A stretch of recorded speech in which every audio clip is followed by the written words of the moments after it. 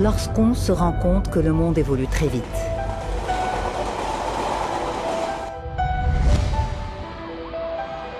Et que nous réalisons que les choses changent rapidement.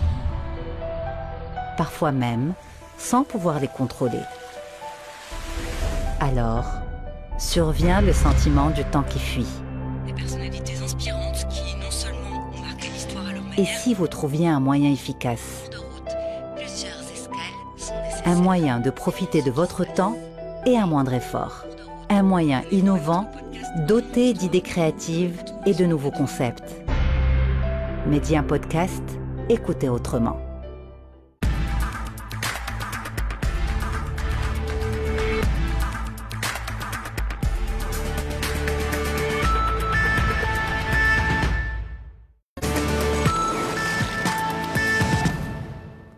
Bonsoir, bienvenue si vous nous rejoignez sur Média TV. Tout de suite, le Flash Info.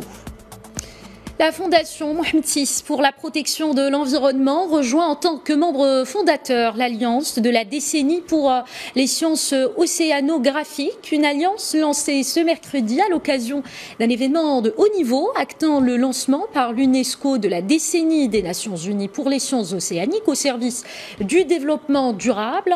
À cette occasion, la princesse Lalla Hasna, présidente de la Fondation Mohamed VI pour la protection de l'environnement, a rendu hommage aujourd'hui devant l'UNESCO à l'engagement personnel et actif du roi Mohamed VI sur les questions climatiques et environnementales. Dans une allocution par visioconférence, la princesse Lalla Hasna s'est félicitée de cette heureuse initiative qui reflète une prise de conscience du rôle des océans dans notre histoire et de leur importance pour le présent et le futur de l'humanité.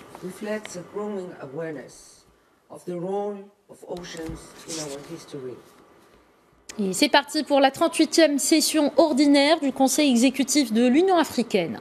Une session entamée ce mercredi par visioconférence avec la participation du Maroc et se tient en prélude à la 34e session ordinaire du sommet des chefs d'État et de gouvernement de l'UE prévue pour les 6 et 7 février.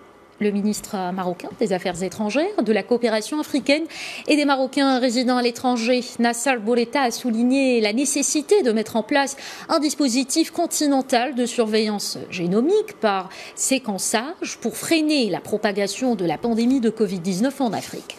Le ministre a relevé qu'un plan de renforcement des capacités continentales en la matière permettrait en effet de détecter l'apparition d'éventuelles souches mutantes et d'évaluer aussi leur impact sur la transmissibilité et la résistance aux vaccins.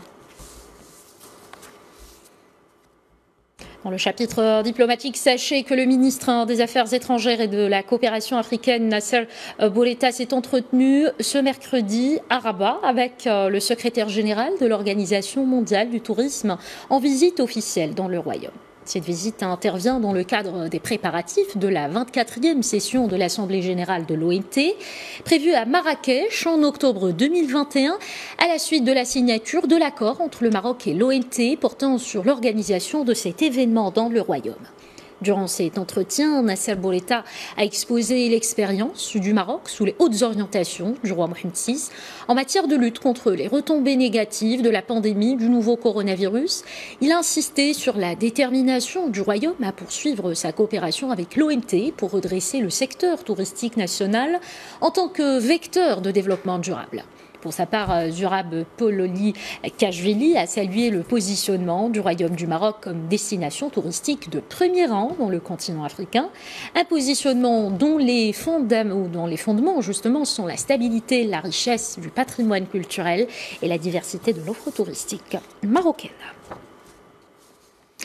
L'enquête sur l'origine du coronavirus se poursuit. Les experts de l'Organisation mondiale de la santé ont visité ce mercredi l'Institut de virologie de Wuhan en Chine. Un institut attaqué par l'ex-président américain Donald Trump, souvenez-vous, d'avoir laissé fuiter le virus à l'origine de la pandémie de Covid-19. Et il comporte plusieurs laboratoires à haute sécurité. Les experts sont restés environ 4 heures à l'Institut de virologie.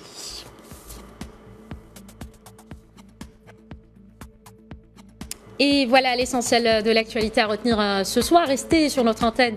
L'information se poursuit. À plus tard.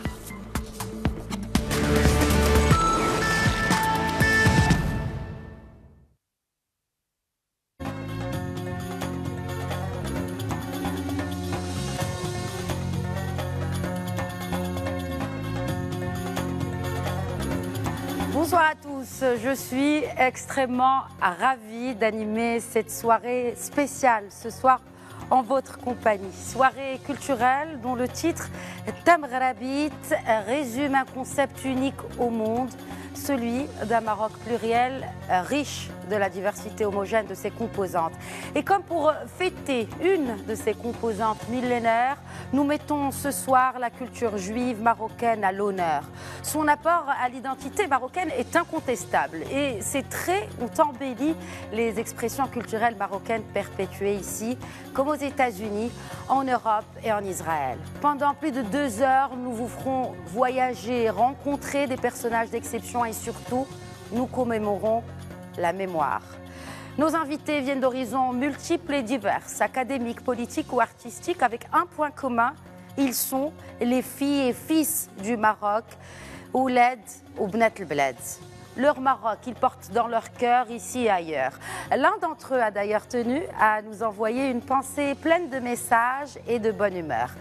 Gad Elmaleh, mesdames, messieurs, donne le la à cette soirée culturelle spéciale sur Média TV.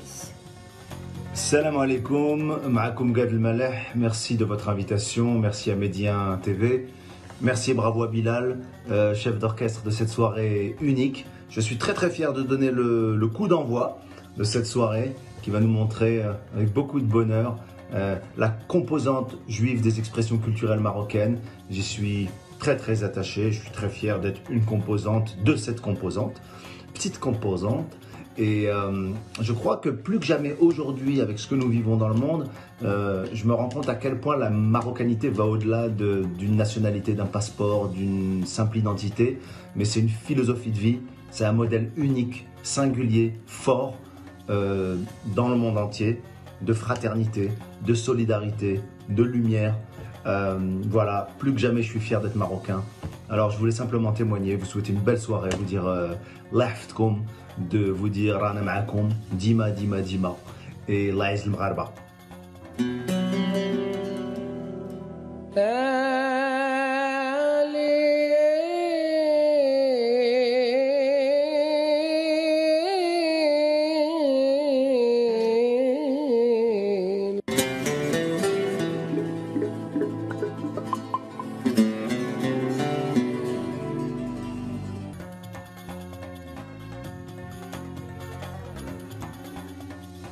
Tout au long de ces 2 heures, j'aurai le plaisir d'accueillir des invités, des personnalités distinguées. Tout d'abord, en cette première partie de cette émission culturelle spéciale, depuis Rabat sera avec nous Jam' Baïda, qui est directeur de nos archives au Maroc, nos archives marocaines. Et puis nous irons également à New York à la rencontre de Rabbi Daniel Obadia, rabbin là-bas à New York aux États-Unis. Et sera avec nous depuis Casablanca Kamal Hashkar, réalisateur de 2 documentaires dédiés aux Juifs du Maroc. Et puis de Bruxelles, Paul Dahan, fondateur et conservateur du musée d'art juif marocain de Bruxelles, également président du Centre de la culture judéo-marocaine à la capitale belge, sera également avec nous. Et avant d'établir le contact avec nos invités, je voudrais tout d'abord revenir sur ce préambule de notre constitution marocaine de 2011 qui stipule, je cite, « État musulman souverain attaché à son unité nationale et à son intégrité territoriale. Le Royaume du Maroc entend préserver dans sa plénitude et sa diversité son identité nationale une et indivisible. Son unité forgée par la convergence de ses composantes arabo-islamiques Amazigh, Saharo Hassani, s'est nourrie et enrichie de ses affluents africains, andalous, hébraïques et méditerranéens. » Fin de citation. Et tout d'abord, à présent, je vous laisse avec ce documentaire, ce mini-documentaire qui vous emmènera à Fès, Sefrou et Casablanca, une des nombreuses villes marocaines où les Juifs ont vécu et pour certains vivent encore là-bas. Des images exceptionnelles, un réel voyage dans le temps en compagnie de Younes Barakat, Abd Samad Montasser et Malika Mchkour. دار بدها تكون لبي براني ولا غريب كل ما تطلب تصيب بلا تنيدة أيام سعيدة في دار لبيدة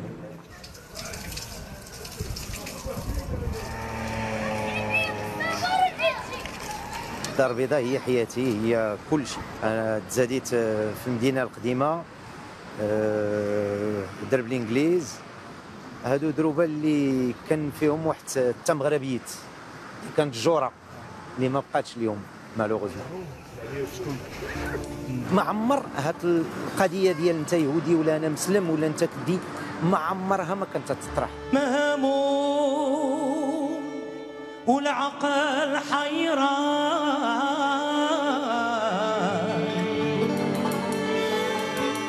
ضيعت ايام السباب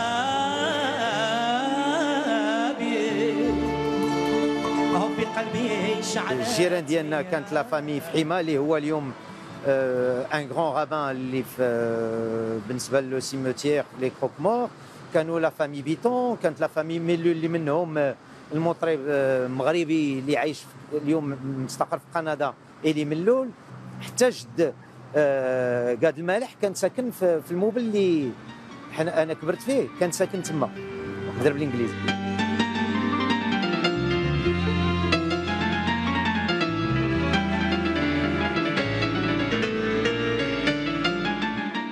قريت في الاول هو لاليونس اسرائيليت، وهذوك المدارس ديال لاليونس اسرائيليت ماشي مدرسات ديال يهود، مدرسات مغربيه كتكون 50% 50% يهود ومسلمين. كنا كنقراو جميع، وكل اثنين مع الصباح اللي هز الرايه وكلنا كنغنيو من بيت الاحرار. دونك كانت واحد مغربيات كيحفظوا لينا اشنو الاعياد ديال اليهود، اشنو اليهود ديال الاعياد ديال المسلمين ديال المسيح. دونك هذا هو لا ريشيس كولتوريل اللي كانت عندنا.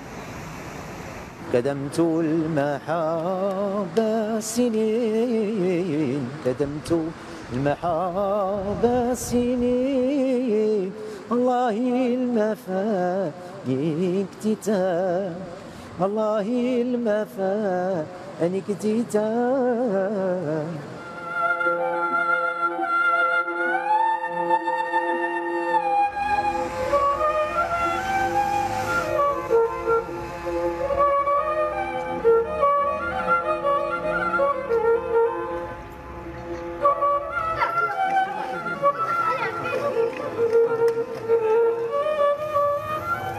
هذه المدرسة تسمى إمام بانيم أم البنيم، عندها تقريبا 90 عام، وتبنات علي جميع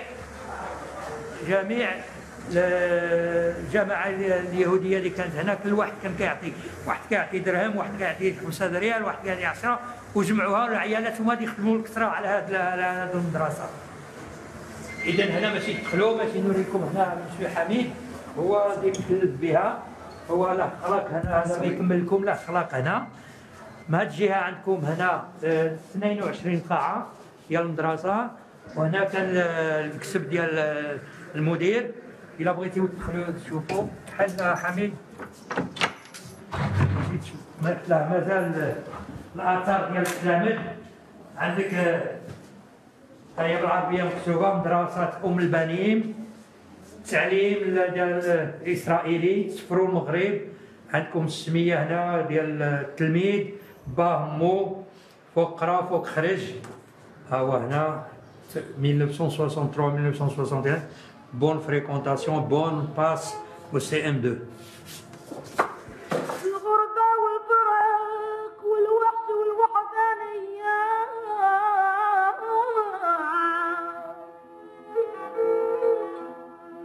إذا يضيقوا على جبل الهند. هنا لي زارشيف، الارشيف.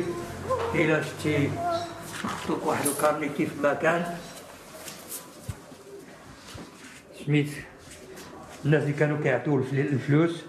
هاو هذا عاطي 5 دراهم، هذا عاطي 70 درهم، وكان كيجيو وكيتكونطابيليزيو هنا حسابات. هما كاينين هنا الحسابات، هنا هذا الحساب تاريخ كاين المدخول والخروج هنا اكتوبر 1964 هنا.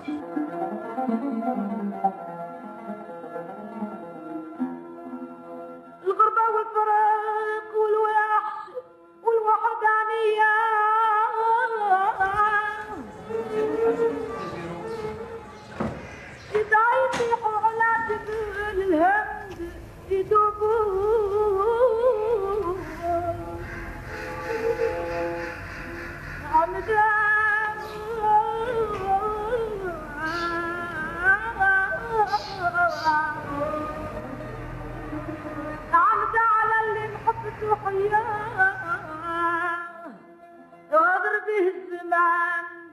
فرق حبيب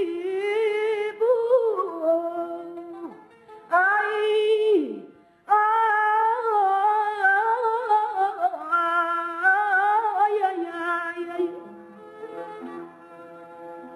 هذاك الموت دواها محيني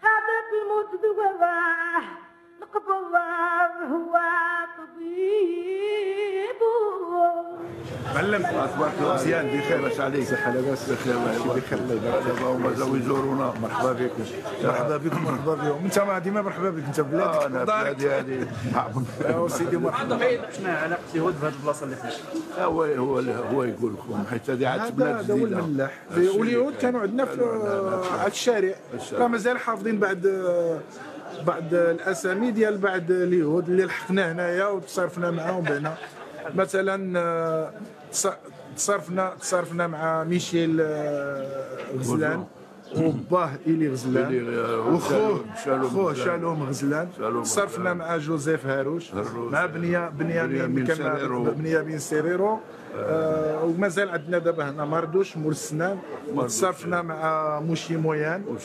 مازال ولدو عنده لوطيل تصرفنا مع هذا خو راؤول كوهين هذا اللي قبل تساوي كوهين هذا كلهم كنا كنتصرفوا معاهم وكان عندنا دلال هنا سميتو حايم كان عندنا صنايعي في فلورنس سميتو سيون فهمتي كنا كنتصرفوا معاهم هنايا والعمر سلعه زعما كلينا وشربنا معاهم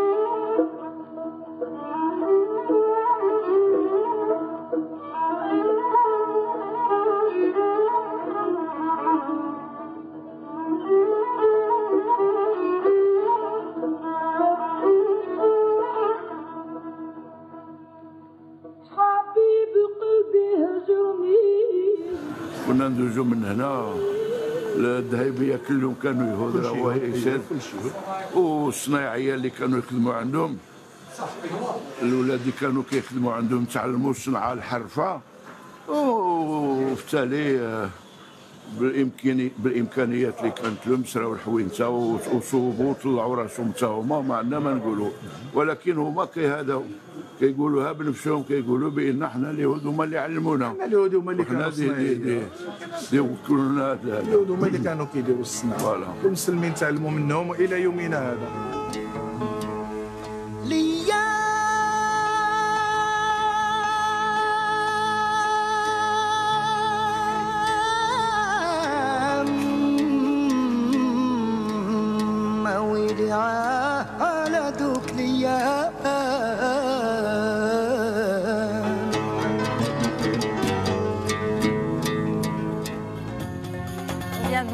De suivre ces témoignages sur le capital matériel et immatériel de cette composante judéo-marocaine dans cette ville de Sfro, mais aussi à Casablanca ou encore à Fès. Et puis j'aimerais à présent établir le contact avec notre invité qui est depuis New York, Rabbi Obadia, Daniel Obadia, qui est avec nous ce soir.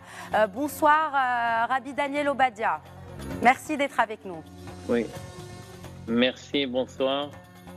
J'aimerais commencer avec vous avec ce proverbe juif qui dit « On ne peut donner que deux choses à ses enfants, des racines et des ailes ». Alors, Rabbi Obadia, quel est le rôle aujourd'hui des rabbins dans la transmission aux jeunes générations de cette tradition culturelle, notamment aussi sur le plan de rituel à travers justement ces traditions judéo-marocaines ? D'accord, voilà. Bon, alors merci en tout cas pour votre invitation. Donc là, je vous parle d'une des synagogues marocaines du Long Island qui est à New York. Pour vous situer un petit peu, c'est juste à côté de l'aéroport de JFK. Et comme vous savez, il y a plus de 50 000 juifs marocains à New York. Imaginez-vous combien il y a dans toute l'Amérique. Nous, par exemple, on est une communauté marocaine. On a beaucoup de personnes de Sefrou, de Marrakech, de toutes les villes. Surtout Sefrou et Marrakech. Donc, vous avez posé une question qui est très importante, qu'aujourd'hui, pour pouvoir transmettre le message très important, toutes ces milliers, plus de 1000 ans d'histoire du Maroc, ce pays qui a tellement donné, ce pays qui est tellement accueillant, ce pays qui est vraiment incroyable. Il faut venir pour voir, pour y croire et pour pouvoir donner ce message à nos enfants, aux générations futures. Et donc, ce serait très dommage de s'arrêter là quand c'est le seul moyen comment transmettre un message, c'est venir faire visiter ces lieux de culte, ces synagogues, ces cimetières, cette histoire, cet accueil, comment ils ont vécu ensemble. Donc tout ça, c'est quelque chose de très très important et comme on a l'obligation à tout rabbin et à toute personne et à tout parent de transmettre ce message fort parce que tout le monde est extrêmement fier d'être marocain. Vous pouvez être né en Amérique ou en France ou n'importe où en Europe et vous dites toujours je suis marocain. Et même ceux qui n'ont pas eu ce bonheur d'être marocain, ils disent même si je ne suis pas marocain, mais j'ai un cœur marocain. Donc vous voyez cette importance. Et ça, c'est très important de le transmettre aux générations futures. Très bien. Il y a avec nous aujourd'hui aussi le gardien de ce patrimoine immatériel au Maroc, en la personne du directeur des archives marocaines. Bonjour, professeur Beida. Bonsoir. Alors, on vient de le suivre, donc c'est le rôle aussi, bonsoir, n'est-ce pas ? madame. Bonsoir, je vous entends très bien. Donc c'est le rôle aujourd'hui de toute composante de cette diaspora, n'est-ce pas, judéo-marocaine, eh bien de transmettre, n'est-ce pas, ce patrimoine, cet héritage aux nouvelles générations, aux jeunes générations. Alors quel est justement votre rôle à vous en tant que directeur des archives pour d'abord, avant de parler de transmission, d'abord pour ramasser tout cela, c'est-à-dire pour essayer d'avoir un patrimoine judéo-marocain qui malheureusement avec le temps a pu peut-être se perdre, mais quel est votre rôle en tant qu'archive du Maroc ? Merci de me permettre de parler du rôle des archives du Maroc. Le rôle des archives du Maroc, effectivement, consiste à collecter, à conserver et à communiquer, ce qu'on appelle en archivistique les 3 C. Collecter, conserver et communiquer. Et communiquer, c'est la transmission. Et puis, à côté de cela, on ne doit pas oublier une chose, c'est la valeur probante des archives. Toute science, historique notamment, qui ne se base pas sur les archives, pourrait être comparée tout simplement à une fiction. Or, la fiction, n'importe qui pourrait dire n'importe quoi.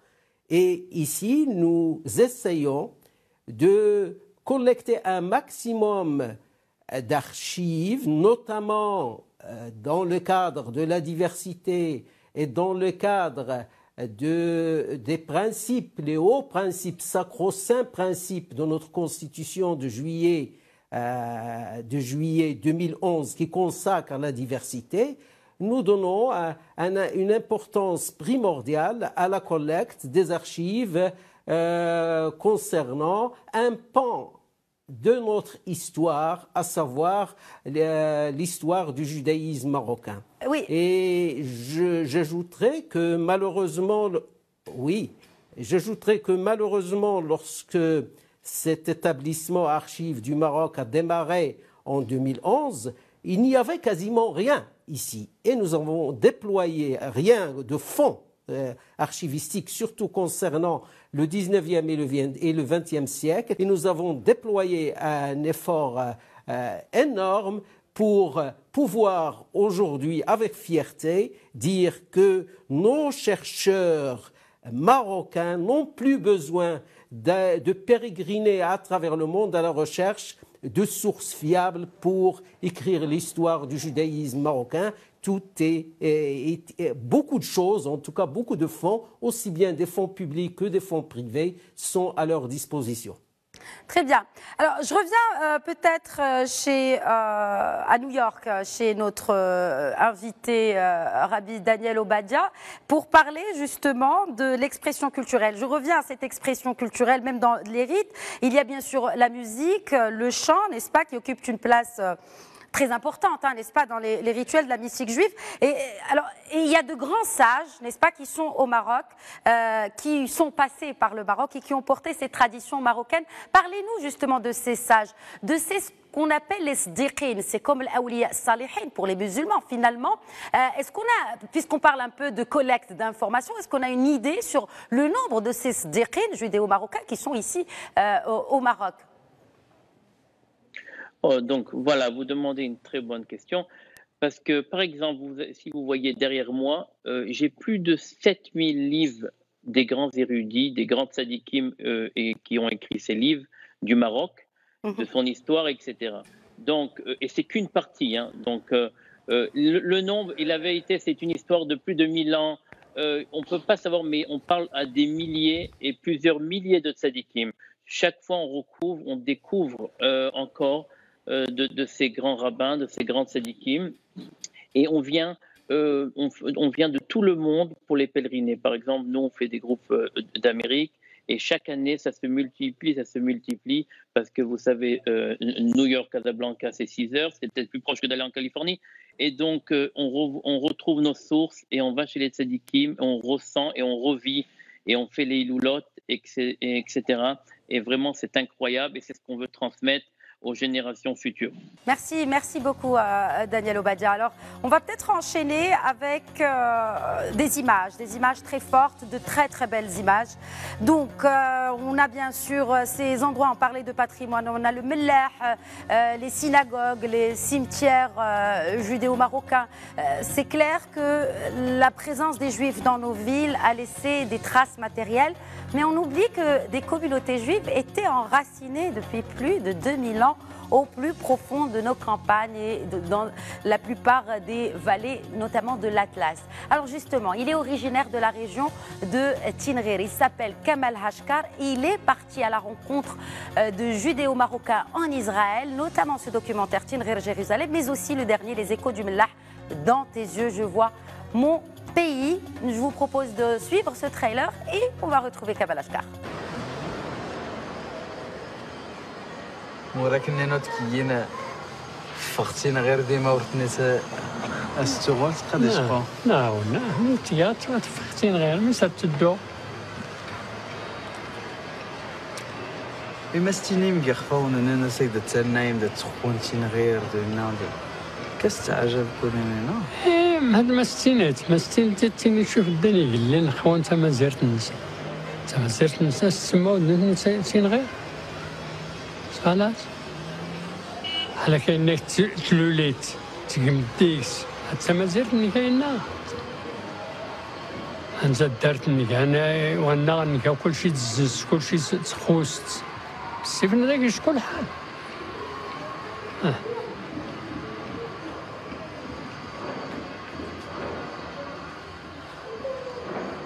Et justement, j'ai le plaisir tout de suite d'accueillir via Skype, bien sûr, coronavirus oblige, Kamal Hashkar, que nous venons de voir dans ces images. Azul Fellak, Kamal Hashkar, Tanmir, كنا نخليه تجي نخلي تغسد. Azul Fellak ma Khadija, je suis très content d'être avec vous ce soir.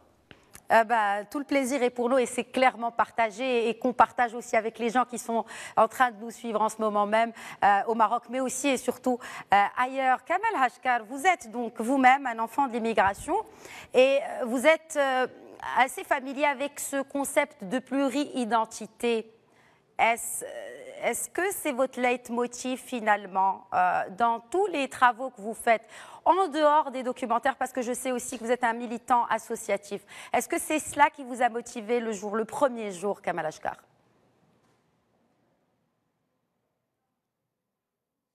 Je pense que le fait d'être né à Tinrir, d'avoir quitté Tinrir à l'âge de 6 mois, avec ma mère par regroupement familial pour rejoindre mon père en France, d'être né dans une maison en terre, d'avoir grandi chaque été à Tinrir et d'avoir appris aussi Tamazirt, enfin de l'avoir entendu, cette double identité à la fois française et marocaine et cet arrachement à la terre aussi que j'ai vécu enfant, de manière inconsciente évidemment, mais qui a été véhiculé, transmis dans le discours familial, où quand je voyais ma mère, mon père quitter Tinrir pour repartir en France pendant 1 an et ne pas revenir au Maroc, je voyais les déchirements de part et d'autre de ma famille qui pleurait, ma grand-mère, que Dieu lui donne encore une longue vie, Masba.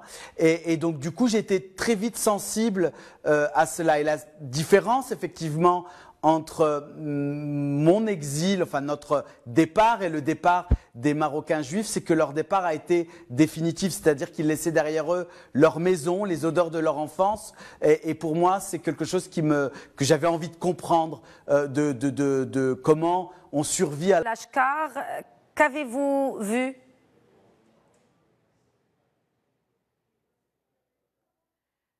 Dans tes yeux, je vois mon pays. J'ai vu que la jeune génération, autant Tinrir Jérusalem est un film sur le passé, dans tes yeux je vois mon pays, Anik Kanchouf Bladi est un film sur le présent et le futur, sur cette jeune génération et notamment sur 2 artistes exceptionnels, Neta El Kayam dont le père est né à Tinrir et Amit Haïkouen qui est originaire, dont la maman est née à Tizgi du côté de Telouet.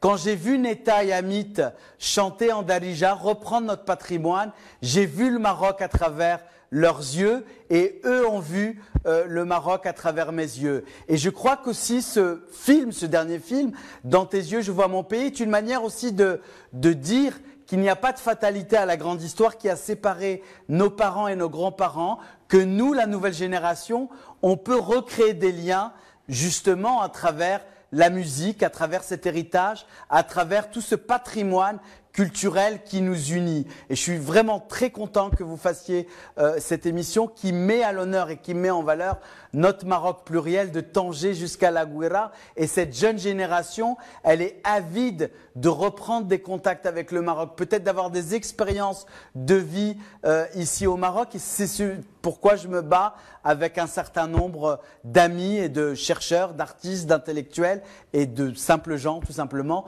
pour faire battre le cœur de ce Maroc pluriel. De simples citoyens aussi, tout simplement, citoyens marocains pluriels.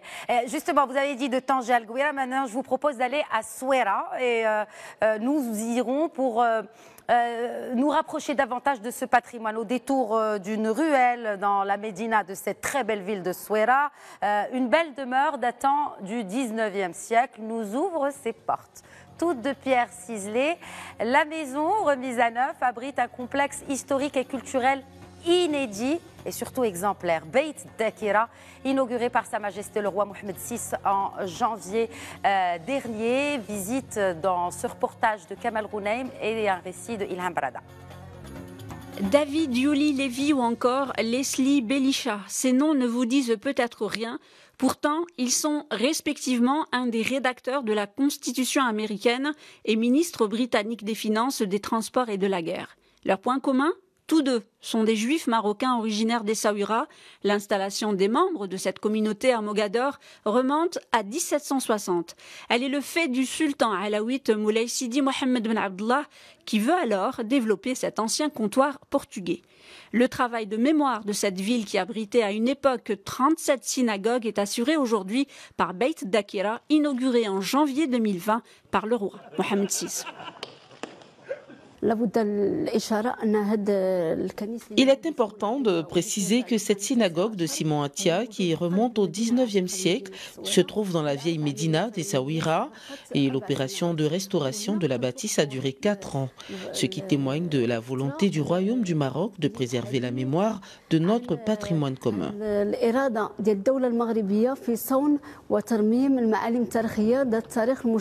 Niché dans une ruelle étroite de la Médina, l'édifice témoigne témoigne d'une période où islam et judaïsme ont eu une proximité, une complicité et une intimité exceptionnelles. La maison réunit des objets offerts par des familles locales et permet de découvrir des destinées hors du commun de juifs d'Essaouira. L'exposition présente des photographies anciennes, des films d'archives, des enregistrements musicaux, des costumes traditionnels et objets religieux. À l'étage, un centre de recherche doit accueillir des résidences de chercheurs et des travaux sur l'histoire entre islam et judaïsme. Cette maison monde, Beit Dakira, ce n'est pas uniquement un devoir de mémoire, mais c'est aussi un appel au monde entier pour dire toutes les dynamiques et les initiatives sous la conduite de Sa Majesté le roi Mohammed VI, Amir al-Mouminin, dire cette richesse, cette diversité et cette histoire profonde, mais aussi cette composante plurielle et unie autour des constantes de la nation.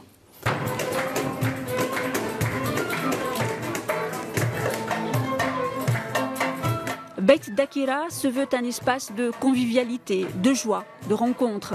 Un lieu qui parle de patrimoine et protège ce qui a été et ce qui est toujours l'art du vivre ensemble au Maroc. Un patrimoine que de nombreux juifs marocains du monde viennent rechercher sur la terre de leurs ancêtres. C'est le cas de la chanteuse Tamar Einzelman, venue enregistrer des chansons au Maroc.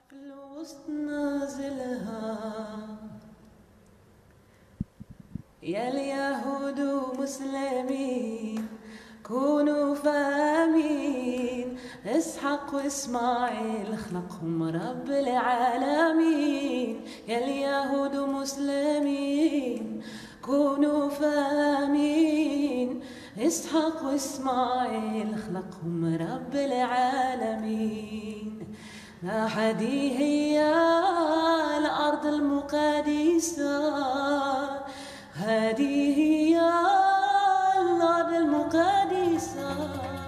Et nous restons à Souera. Il a beaucoup accompli pour sa ville, cette ville de Souera et sa communauté. Homme de lettres et de politique, André Azoulay est l'un des gardiens de la mémoire judéo-marocaine. Je l'ai rencontré pour vous à Rabat. Regardez.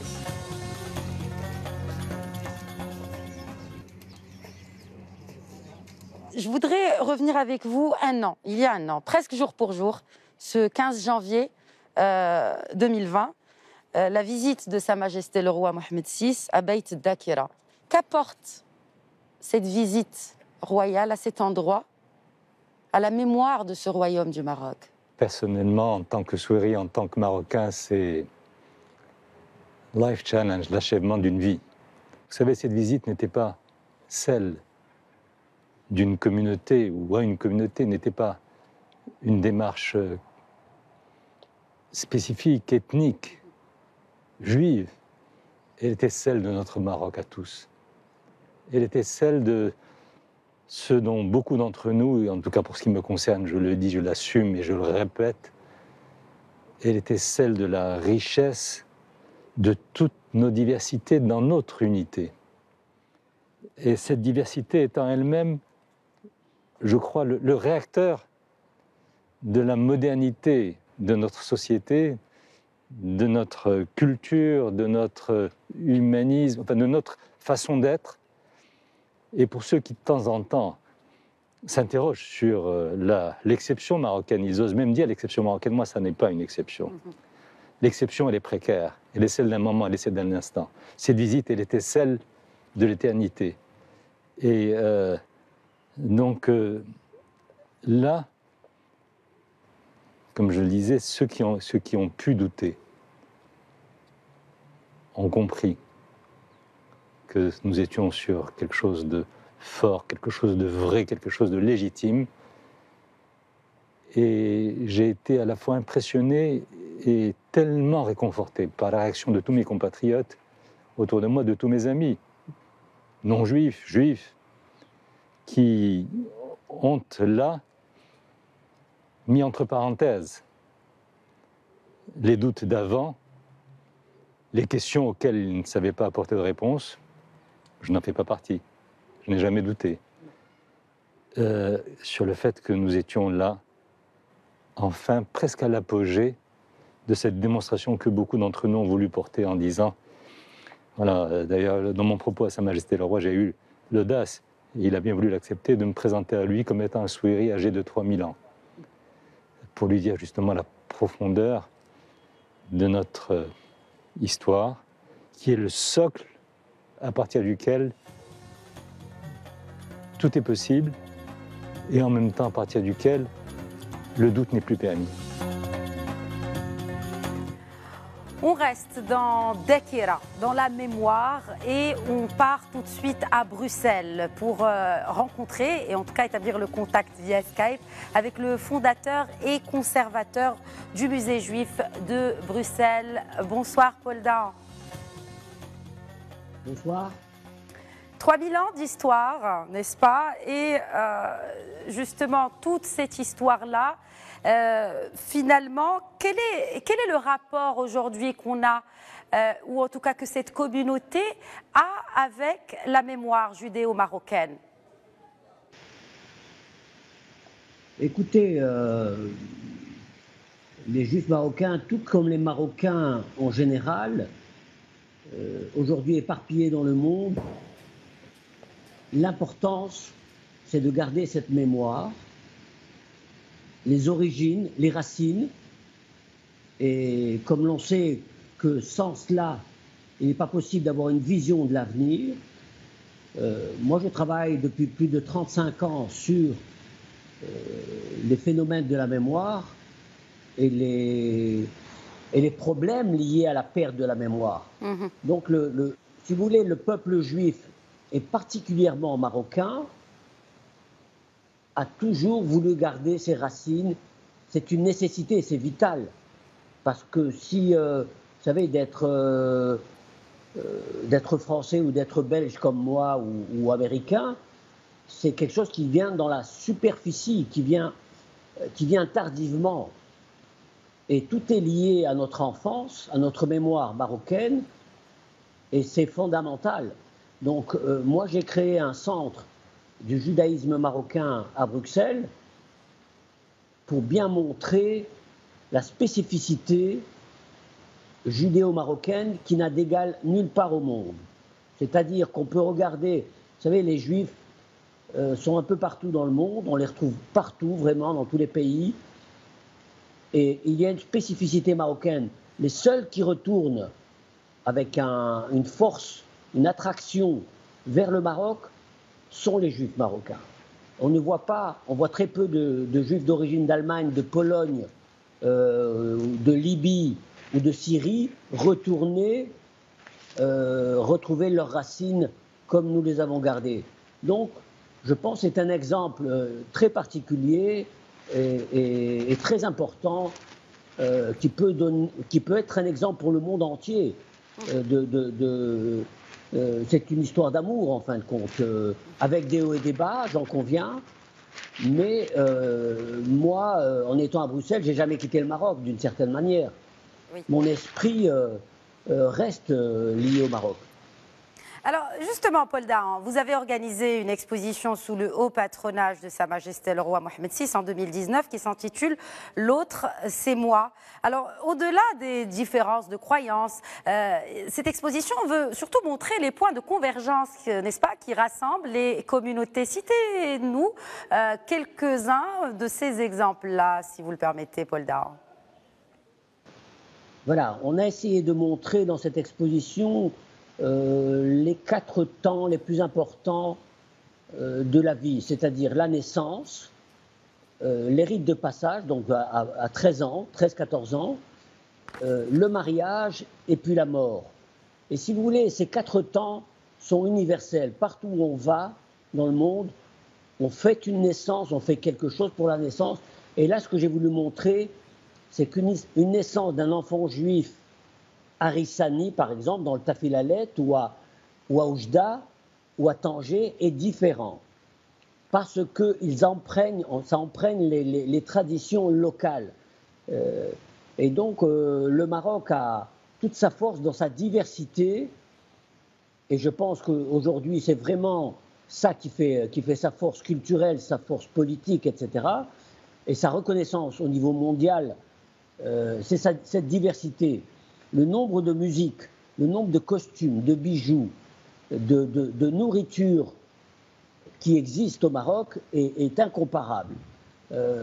Voilà, et c'est ça que j'essaie de montrer aux jeunes Marocains nés en Belgique, mais d'origine marocaine, qui malheureusement ne connaissent pas très bien leurs origines. Et pour moi, c'est leur donner une fierté de leurs origines pour ne pas se perdre dans un monde auquel les parents n'appartiennent pas vraiment. Enfin, voilà. Donc c'est pour leur donner un peu d'histoire et de passion face à leurs origines.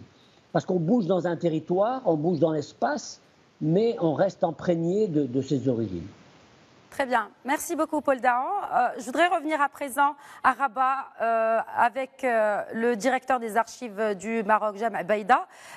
Et toujours dans cette question de mémoire, professeur Baïda, on parle bien sûr de capital matériel que l'on peut voir dans ces musées. Et d'ailleurs, il y a un projet qui a été lancé par le souverain pour un musée juif à Fès. Et il y a aussi le capital immatériel que l'on ne peut pas voir. Alors, comment y accéder à ce capital immatériel selon vous, pour justement rapprocher davantage, que ce soit cette communauté judéo-marocaine, comme le disait Paul Dahan, qui se trouve un peu partout dans le monde, ou même pour les Marocains? Alors, si c'est pour parler des archives, là je suis intarissable, mais je vous rappellerai, je viens d'écouter l'intervention de mon ami Kamal sur ces deux films.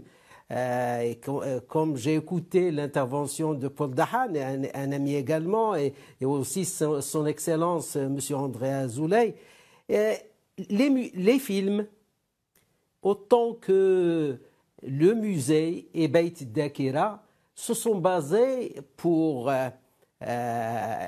assurer la crédibilité du message qu'ils véhiculent, se sont basés sur les archives.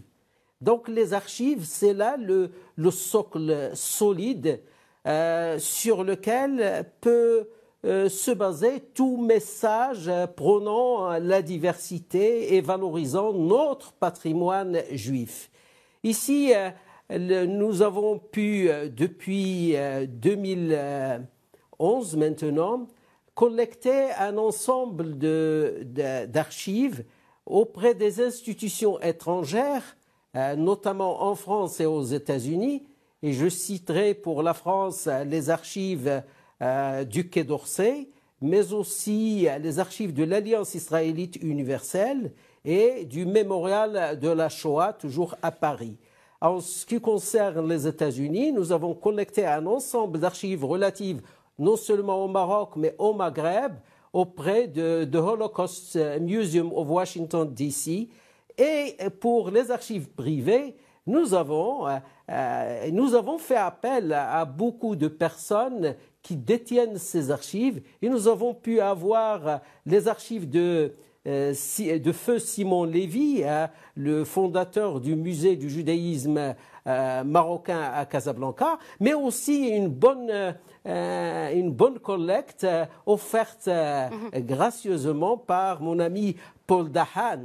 Et, oui. Et le gros lot que nous traitons actuellement, ce sont les archives privées de Haïm Zafrani, qui nous ont été offertes très généreusement par la fondation Essaouira Mogador, présidé par son Excellence M. André Azoulay. Et ce fonds qui compte aujourd'hui quelque chose comme une quarantaine de cartons est actuellement on a presque fini la numérisation et ça viendra enrichir à la fois les fonds des archives du Maroc et le centre Haïm Zafrani de Saouira que vous venez d'évoquer. Je termine en deux mots. Toutes ces archives, aussi bien en format papier qu'en format numérique, sont à la disposition des usagers. Et j'ajoute, et je fais un appel à travers cette belle émission, un appel à tous nos compatriotes juifs, là où ils se trouvent dans le monde, à travers le monde, de faire don aux archives du Maroc, du patrimoine archivistique qu'ils détiendraient. Cela nous permettrait de transmettre le beau message de coexistence, de diversité qui est Tamribit du Maroc. Absolument. Tamribit du Maroc qui est aussi, donc vous le disiez, un peu partout dans le monde. Et quand on parle de mémoire, avant de parler de ce capital peut-être matériel et immatériel, généralement quand on parle de cette composante culturelle judéo-marocaine, on pense souvent aux célébrations. Et pour en parler, j'aimerais poser la question justement à Rabbi Daniel Obadia à New York, qui est justement dans une synagogue marocaine à New York, comme il l'a précisé tout à l'heure. Est-ce que vous pensez que, justement, cette manière marocaine de fêter les fêtes juives a voyagé avec cette diaspora judéo-marocaine à l'étranger et qui a peut-être même ajouté ses touches marocaines à ces festivités ailleurs? Oui, parfaitement. Surtout savoir que les Marocains, donc pour ces festivités, ils sont très connus pour ça. C'est pour ça que tout le monde essaye de les suivre, de copier, c'est tellement riche, c'est tellement important. Et donc, on voyage, on fait des pèlerinages, on voyage plusieurs fois par an et on amène avec nous plusieurs centaines, plusieurs milliers de personnes qui viennent pèleriner et pour voir ça.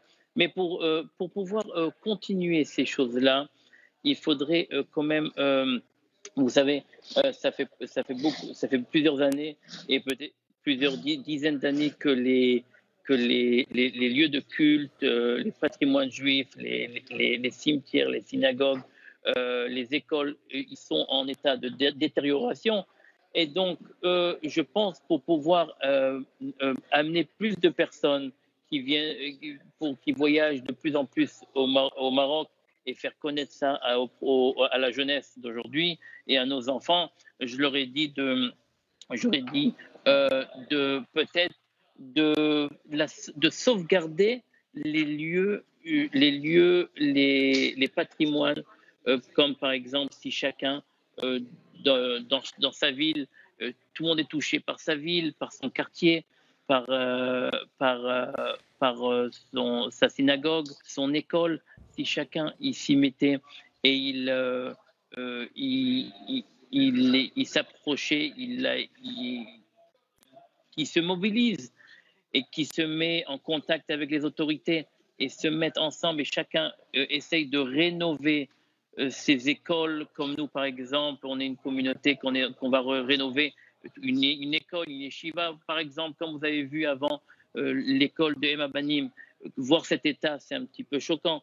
Donc pour pas perdre cette histoire de plus de 3000 ans, on doit se mobiliser et on doit rénover, on doit se mettre tous ensemble. Chaque ville doit s'occuper des ressortissants des villes, comme par exemple nous de Sefrou ou de Marrakech, du côté de ma mère, ou quoi que ce soit, et rénover ces endroits et pouvoir transmettre un message clair et ne plus jamais oublier cette richesse, cette culture, ce que le Maroc donne, ce que le Maroc propose. Et c'est vraiment incroyable et je pense qu'on doit agir très très vite parce que ça risque d'être tard. Par exemple, je peux vous raconter une petite histoire, c'est ma grand-mère, elle me disait ne va pas voir mon quartier, ne va pas voir ma maison. Je lui ai dit pourquoi. Elle m'a dit parce que tu vas croire qu'on a vécu dans ces locaux, dans ces endroits. Et je lui ai dit pourquoi. C'est parce que effectivement j'étais un petit peu curieux, je suis parti voir et c'était en état de détérioration. Oui, alors Daniel Obadia, justement, le souverain, Sa Majesté le roi Mohamed VI, a donné le coup d'envoi de la rénovation des Mellah, notamment celui de Marrakech, avec bien sûr la restitution des noms des villes par les familles ou la famille ou plutôt les noms des rues, hein, n'est-ce pas les villes, les noms des rues avec justement le nom de famille juive marocaine qui habitait dans ces rues du Mellah. En tout cas, voilà, donc on n'a pas vraiment beaucoup beaucoup de temps pour continuer ces discussions, mais en tout cas, votre message est clair. Il faut apprivoiser cette mémoire pour qu'elle puisse être transmise aux générations futures. Donc, on va tout de suite enchaîner avec une autre personnalité. Cette fois, c'est une des personnalités phares de la communauté juive marocaine. Serge Berdugo, secrétaire général du conseil de cette communauté, a choisi de nous envoyer un message depuis un endroit, un bel endroit, la synagogue Et Tedgui à Casablanca. Regardez.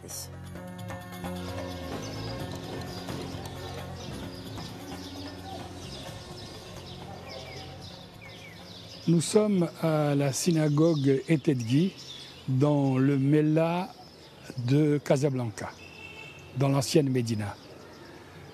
Cette synagogue est l'exemple même de la tolérance au Maroc.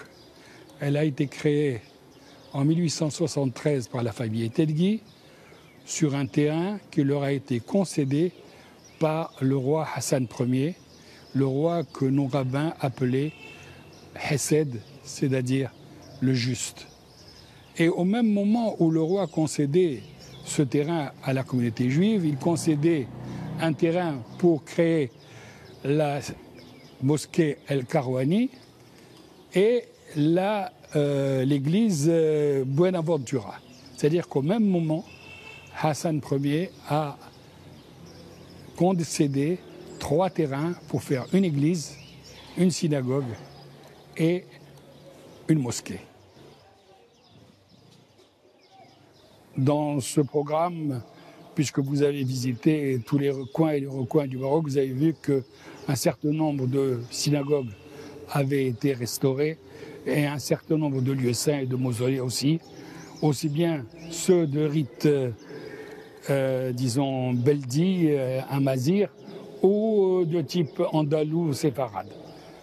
Mais ce n'est qu'en 2010, après le discours historique de Sa Majesté le Roi, que Dieu l'assiste, qu'il y a eu une véritable amplification de cette opération de réalisation et de concrétisation de la sauvegarde du patrimoine juif marocain.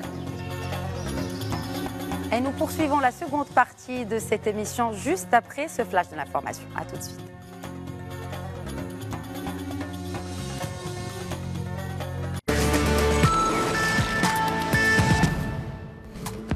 Bonsoir, retour de l'information sur Média TV, nouveau flash d'infos. Voici la première information. On commence avec la fondation Mohamed VI pour la protection de l'environnement qui rejoint en tant que membre fondateur l'Alliance de la décennie pour les sciences océanographiques. Une alliance lancée ce mercredi à l'occasion d'un événement de haut niveau actant le lancement par l'UNESCO de la décennie des Nations Unies pour les sciences océaniques au service du développement durable. À cette occasion, la princesse Lalla Hasna, présidente de la fondation Mohamed VI pour la protection de l'environnement, a rendu hommage aujourd'hui devant l'UNESCO à l'engagement personnel et actif du roi Mohamed VI sur les questions climatiques et environnementales. Dans une allocution par visioconférence, la princesse Lalla Hasna s'est félicitée de cette heureuse initiative qui reflète une prise de conscience du rôle des océans dans notre histoire et de leur importance pour le présent et le futur de l'humanité. C'est parti pour la 38e session ordinaire du Conseil exécutif de l'Union africaine, une session entamée ce mercredi par visioconférence avec la participation du Maroc. Elle se tient en prélude à la 34e session ordinaire du sommet des chefs d'État et de gouvernement de l'UA prévue pour les 6 et 7 février. Le ministre des Affaires étrangères, de la coopération africaine et des Marocains résidant à l'étranger, Nasser Bourita, a souligné la nécessité de mettre en place un dispositif continental de surveillance génomique par séquençage pour freiner la propagation de la pandémie de Covid-19 en Afrique. Le ministre a relevé qu'un plan de renforcement des capacités continentales en la matière permettrait en effet de détecter l'apparition d'éventuelles souches mutantes et d'évaluer leur impact sur la transmissibilité et la résistance aux vaccins. Le Mali est en deuil. 10 soldats ont été tués ce mercredi dans une attaque imputée à des extrémistes contre leur poste de Boni dans le centre du pays, un des foyers de la violence qui ensanglante le Sahel.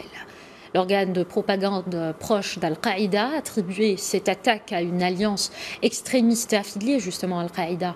C'est la plus meurtrière en 2021 contre les forces maliennes qui ont perdu des centaines d'hommes de la sorte. Ces dernières années, fait rare, les assaillants ont eu recours à un ou des véhicules blindés selon un responsable sécuritaire.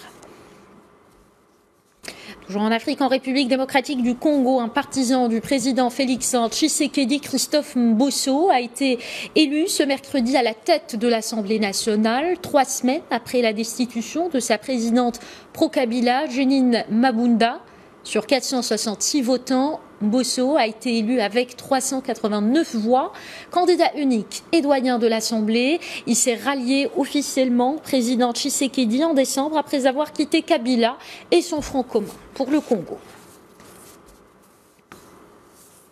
Allez, un mot de sport dans le stade omnisport de Limbé. Le champion en titre a tenu son rang. Le Maroc a facilement battu les Lions du Cameroun pour se qualifier en finale du CHAN. Victoire nette et sans bavure sur le score de 4-0 face au pays hôte.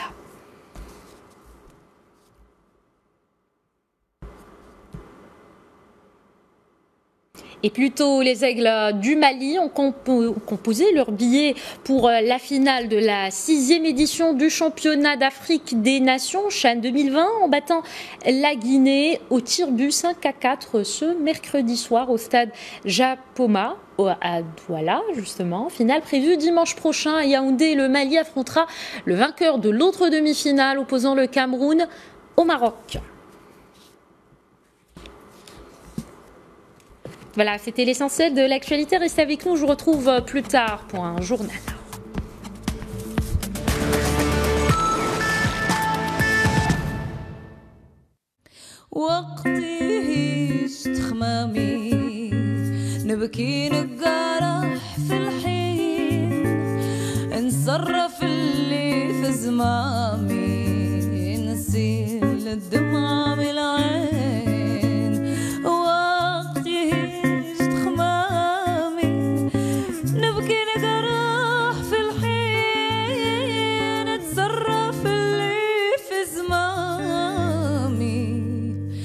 الدمعة من العين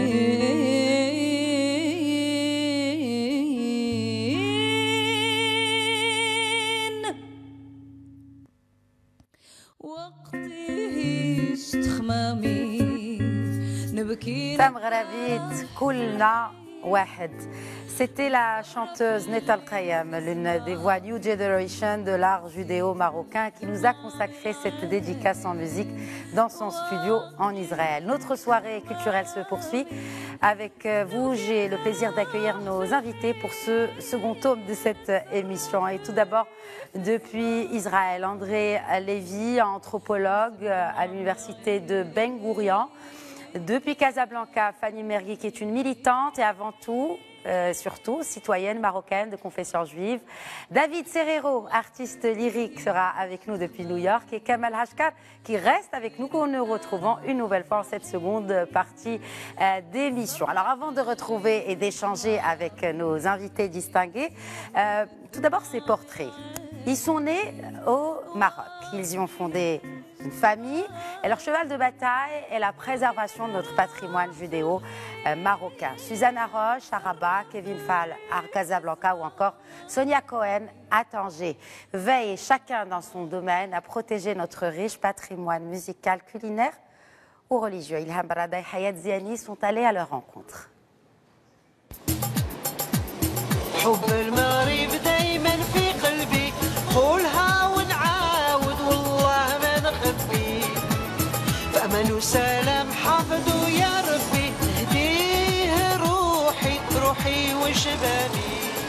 Donc Suzanne Haroche, native d'Erfoud et habitant Rabat depuis plus de 40 ans, mariée, 2 enfants, 5 petits-enfants. À la retraite après une longue carrière dans le tourisme depuis 2015. Actuellement, j'essaye de faire de mon mieux pour la conservation et la transmission en générations futures de notre patrimoine judéo-marocain.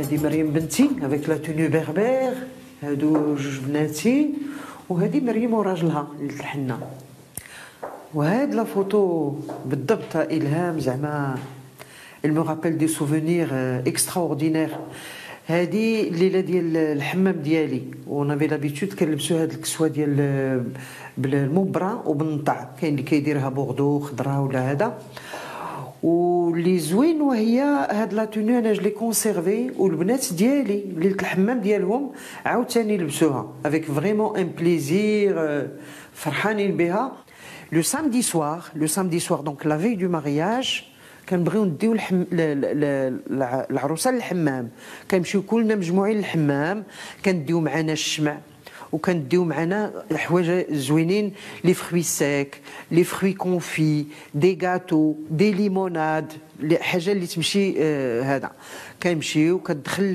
العروسه هي ان بان عادي كتغسل العروسه وهذا وخصها ولا بدا il faut qu'elle se baigne dans ce bain rituel c'est une espèce de petite piscine un bassin اللي كيكون فيه نورمالمون الماء اللي يكون فيه il faut que ce soit une eau pure كتكون الماء ديال الشتاء ولا ديال une source pour que ce soit cachère donc كتغسل العروسه وتمشي باش تعاود تغسل il faut qu'elle soit trempée dans cette eau كتمشي تدخل معاها عكوزها وماماها وكتكون واحد المراه اللي هي مسؤوله على هذاك لو بان اللي كتكون ريليجيوز وخصها هي تشهد بعينيها باش هاد العروسه جات دارت داك لو بان ريتويل في لا سواري ديال الحنه au moment où la mariée porte cette belle robe traditionnelle au moment où on commence à mettre le henné avec les coutumes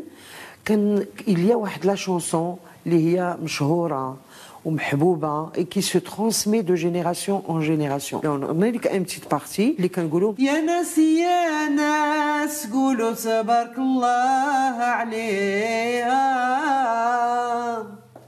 والشوار ديالها عملت بيديها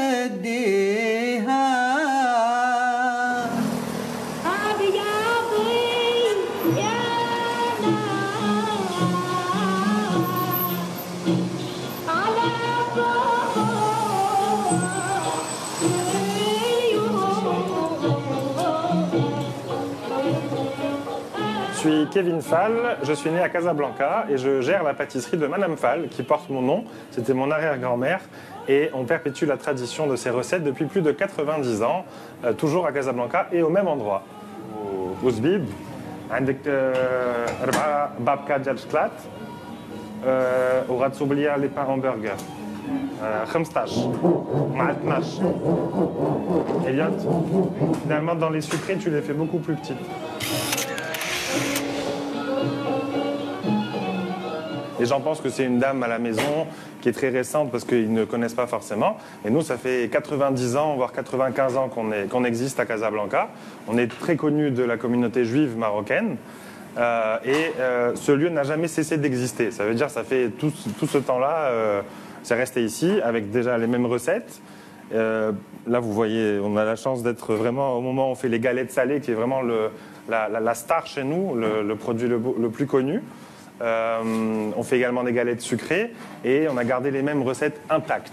Alors, pour moi, c'est typiquement marocain. Pourquoi? Parce que tout le monde les faisait à la maison, que ce soit les musulmans ou les juifs. Donc, c'est des galettes très simples, c'est très fin. C'est vraiment ultra fin. Et ça cuit assez rapidement. C'est pas particulièrement très salé, mais on les appelle les galettes salées. Et c'est rqaq en fait. Tant que dans le salé, comme vous dites, oui, absolument. On a les briouates, par exemple, les petites briouates aux amandes et au miel. On les fait, peut-être les recettes diffèrent, mais là, c'est la même base. C'est beaucoup d'amandes, que ce soit chez les musulmans ou chez les juifs, en tout cas au Maroc. Je ne fais pas de différence, mais c'est juste pour comparer. Dans les cigares, on fait de la shbakia, qu'on fait avec des recettes qu'on a nous-mêmes, qui sont un petit peu moins sucrées, qui sont de la shbakia nature, il y a un nom pour ça mais qui m'échappe, qui est sans amande, qui est au sésame, qui est au miel, mais c'est une recette juive marocaine d'une variante de la shbakia également.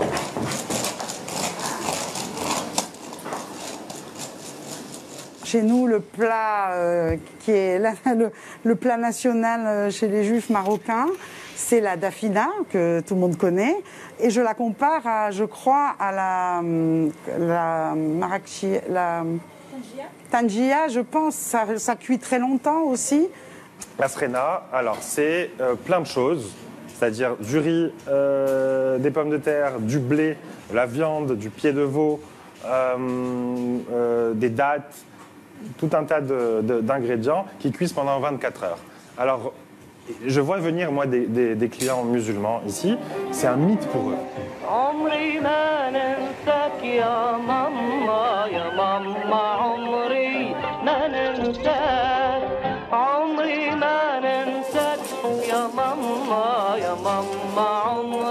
Je suis Sonia Cohen, je suis née à Tanger, j'ai toujours vécu à Tanger. Grâce à Dieu, je suis bien contente d'être restée ici. Je m'occupe, disons, du patrimoine, parce que cela est une activité qui me plaît beaucoup. Je m'occupe du patrimoine juif de Tanger.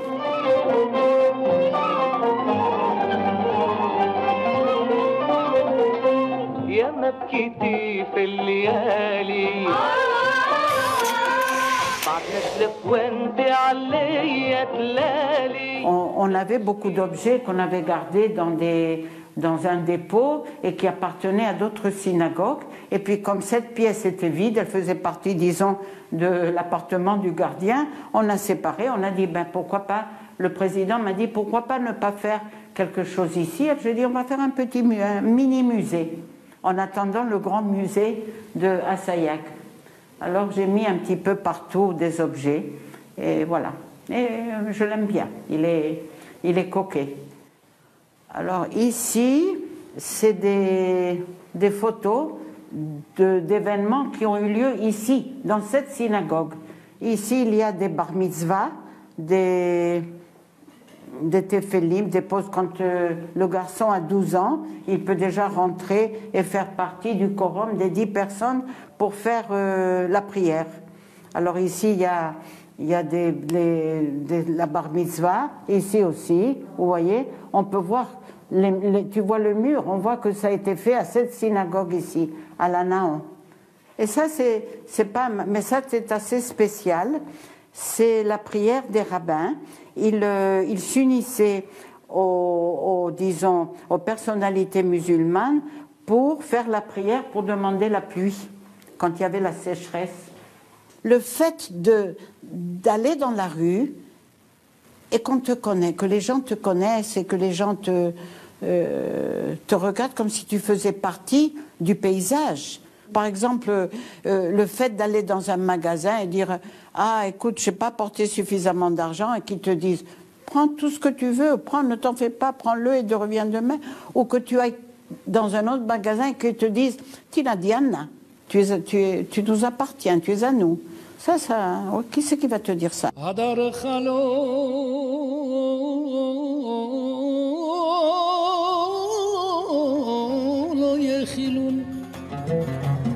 Et nous continuons cette belle soirée culturelle en compagnie de Fanny Mergui de Casablanca, également l'anthropologue André Lévy qui se joignent à nous donc par Skype. Bonsoir Fanny Mergui, je commencerai par vous. Des Marocains qui sont installés, qui sont restés, qui ont choisi de rester au Maroc. Alors pour vous, Fanny Mergui, qui rappelons-le, vous êtes une militante, n'est-ce pas? Vous avez vécu en premier lieu au Maroc, après vous êtes partie en Israël pour revenir vivre au Maroc. Pourquoi ce retour, Fanny Mergui? Oui, avec quand même une pause de 25 ans à Paris. Donc, si vous voulez, moi je suis partie à l'âge de 16 ans et demi pour m'installer dans les kibbutzim, mais j'étais, on va dire, j'ai fait partie de la génération de ce qu'on appelait les pionniers de l'État d'Israël. C'est au Maroc même que j'ai été, on va dire, j'ai été recrutée, voilà, disons-le clairement, par des émissaires du mouvement sioniste qui étaient venus au Maroc s'adresser à la jeunesse juive, parce que vous savez que, bon, à l'époque, sous le protectorat français, le sionisme avait pignon sur rue.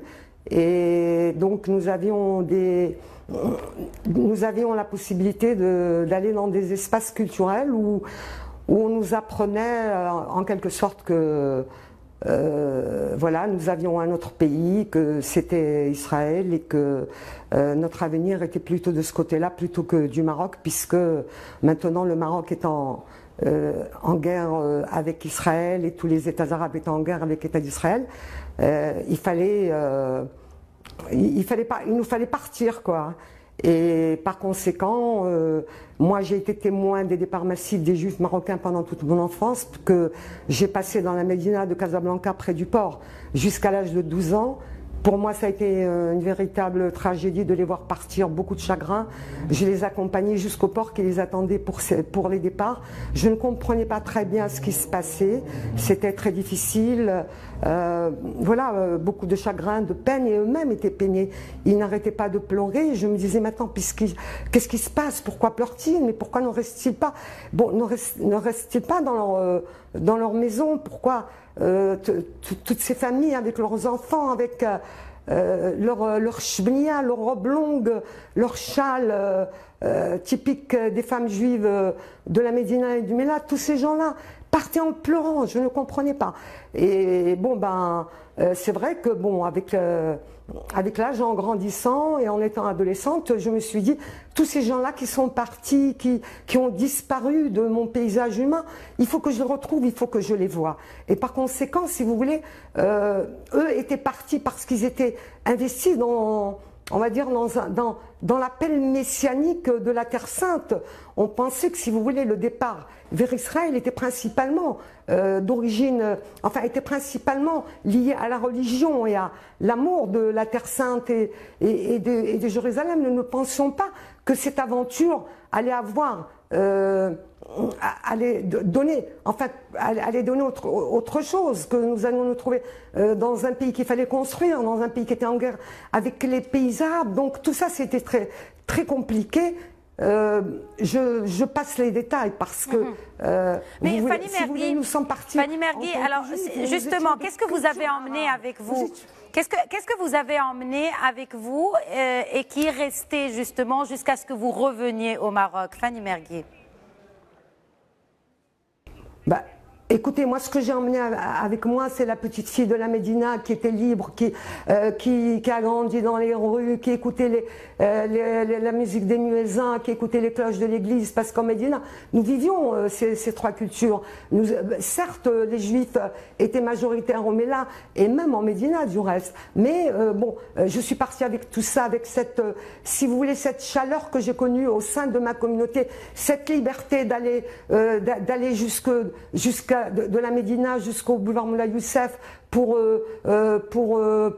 être sur les bancs de l'école de l'Alliance israélite universelle, où bien entendu on nous a inculqué, disons, l'amour de la culture française. Donc je suis partie avec une culture juive, avec une culture arabe, puisque nous vivions vraiment, j'allais dire, notre culture marocaine au quotidien, du matin jusqu'au soir. Moi, j'ai parlé la darija jusqu'à l'âge de 6 ans, et je n'ai commencé à apprendre le français que lorsque je me suis assise sur les bancs de l'école de l'Alliance. Donc, vous voyez, tout ça, c'était compliqué. La création de l'État juif, la fin du protectorat, les guerres successives, l'indépendance du Maroc.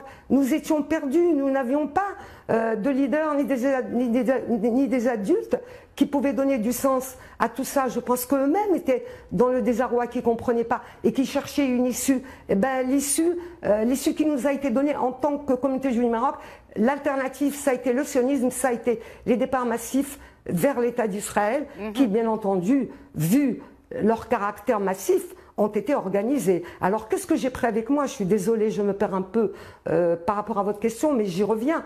Ce que j'ai pris avec moi, c'est cette vie pleine de chaleur, de couleurs, d'odeurs, faite de darija, de pèlerinage juif au Maroc, des visages de tous ces gens qui ont disparu, les visages de ma grand-mère, de mes grands-mères avec l'Ifnia, mes oncles, mes amis d'enfance. Je suis partie avec tout ça. Je suis partie pour retrouver tout ça. Eh bien, là-bas, je n'ai pas retrouvé tout ça.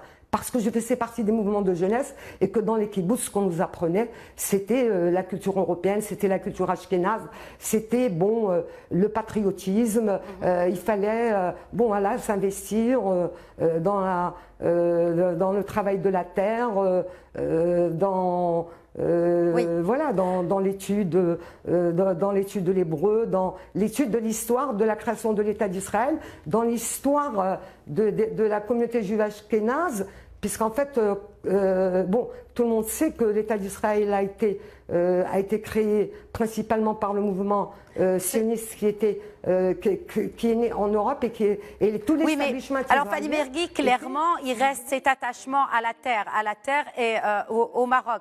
C'est un attachement qui est clair, que vous avez exprimé et que d'autres, justement, témoignages ont exprimé. Non, la terre au Maroc.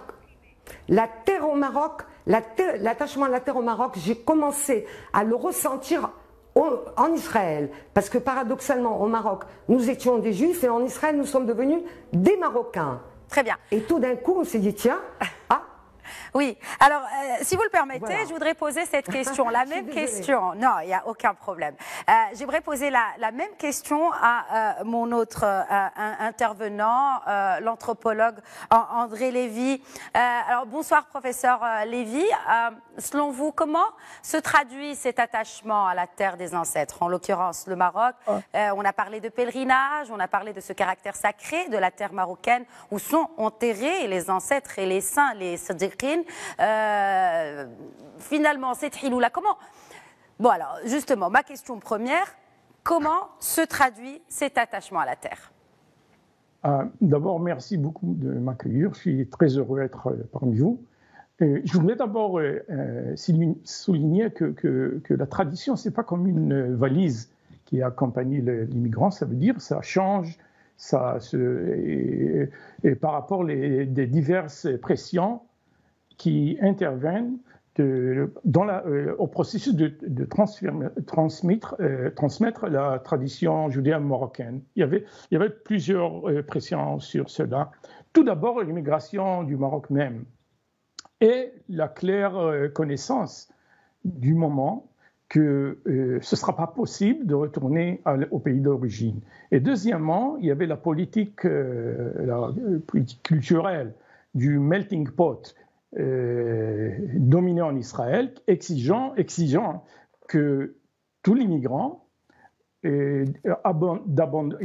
d'abandonner l'héritage de leurs ancêtres. Et troisièmement, il y avait, comme Fanny a souligné, il y avait une image négative en Israël de la tradition qui vient de pays arabes ou musulmans. Israël a choisi la culturelle occidentale comme modèle idéal. Mais malgré ces pressions et d'autres liées à la dispersion des immigrants en travers Israël, etc., les Juifs marocains ont maintenu leur tradition unique. Mais c'est un peu plus compliqué que ça. Et c'est pour ça que je veux souligner qu'il y avait deux directions de préservation de la tradition. Alors, deux directions. Une, c'est un développement d'une identité orientale qui n'a fait pas la distinction entre les Juifs arrivés en Israël de différents pays. Et la deuxième, c'était et ça c'est une invention de l'État d'Israël.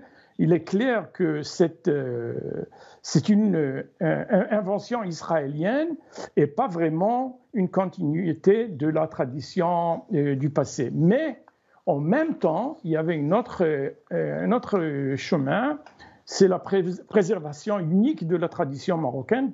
Je parle ici de la continuité et bien entendu également influencé par le présent israélien. Par exemple, si je prends un exemple très très simple, il était impossible de continuer la cuisine judéo-marocaine car en Israël, des ingrédients ingrédients alimentaires étaient différents, celles du Maroc. Et cette continuité, évidemment, n'est pas limitée à la nourriture. La continuité également a été créée dans la liturgie, et dans les coutumes comme la Mimouna, ou la vénération des tzadikim, des saints ou des marabouts, les ziyara, etc. Très bien.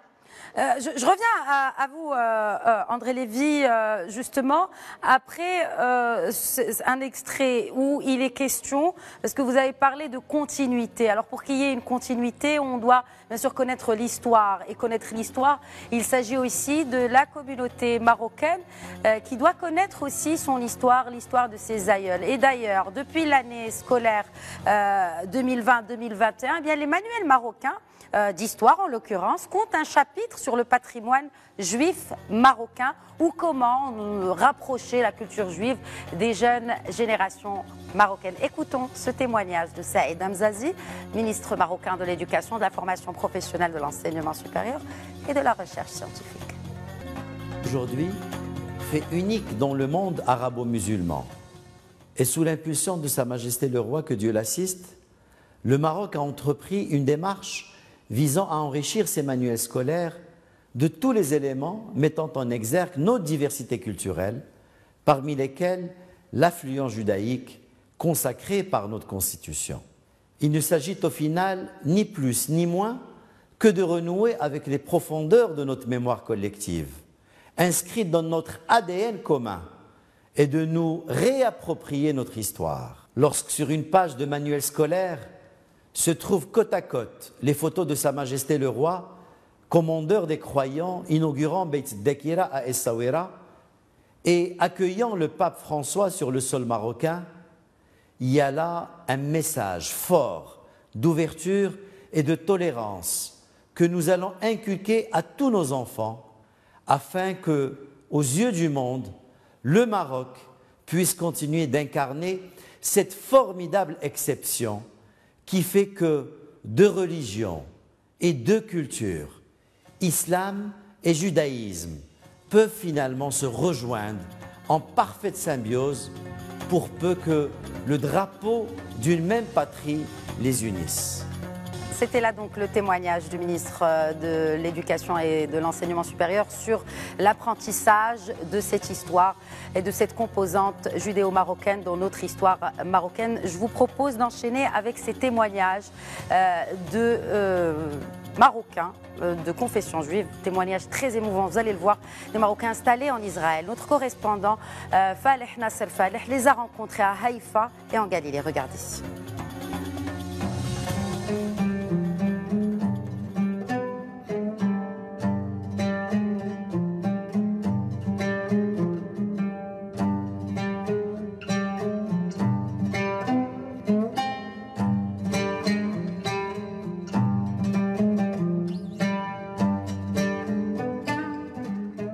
الوالدة ديالي حانة الله يرحمها جات من سكورة بلاد من الصحراء والوليد جا من زاوية سيد رحال منطقة دي الزلال في الموين أطلس.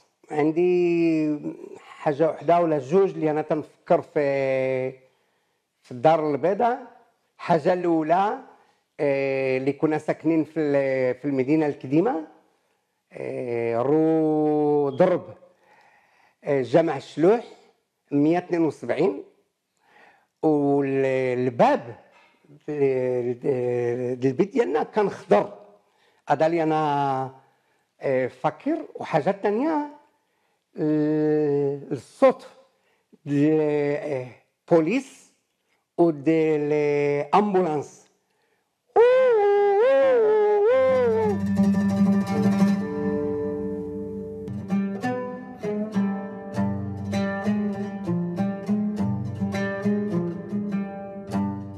كل شيء على المغرب. ثلاثة على مغربيين ولا المغرب مع جيد دي ماروك 704 وركات كل كتاب. والآخر كتاب ديالي اللي خرج هذا العام وعلى اليهود اللي كانوا ساكنين في المغرب 26 100 سنة 2600 سنة تاريخ اليهود في المغرب. والاسم ديال الكتاب يهود مغاربة under the Islam in المغرب.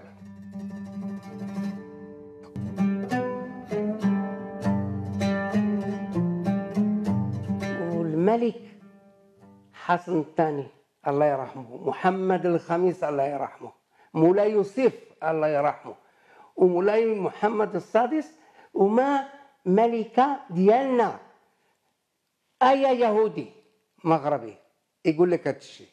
الملك محمد السادس هو الملك ديالنا.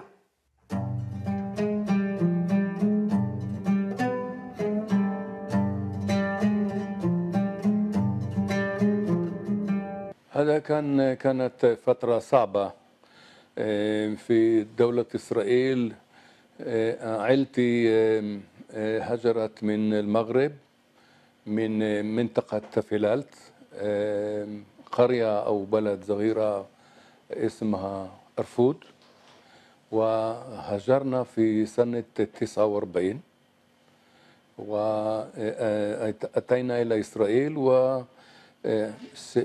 الثلاث أو 4 سنين الأولى كنا في تخوت، كنا في بيوت من يعني مؤقتة، ويمكن بعد 4 سنين دخلنا إلى مساكن التي بنيت. أول كتاب كان على القضاة في بريطانيا. يعني فكر يهودي طلع من مغرب أجى لطبرية، من طبرية تخرج أجى لشيكاغو وكتب الدكتوراه على القضاة في بريطانيا ونشرها، وصار هذا الكتاب مشهور ومقبول جدا. وهذا اللي فتح لي الأبواب في المستوى الدولي. وبعد ذلك كنت في نشاط سياسي وانضميت إلى حزب العمل وكنت وزير وإلى آخره. وأنا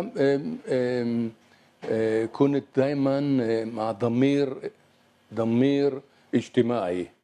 في هناك ارتباط إيجابي، في هناك ارتباط على حسب الشعور، والعديد الكبير، عدد كبير من اليهود زاروا المغرب ورجعوا إلى بيوتهم وزاروا المقابر، وفي هناك ارتباط من ناحية عاطفية كبيرة.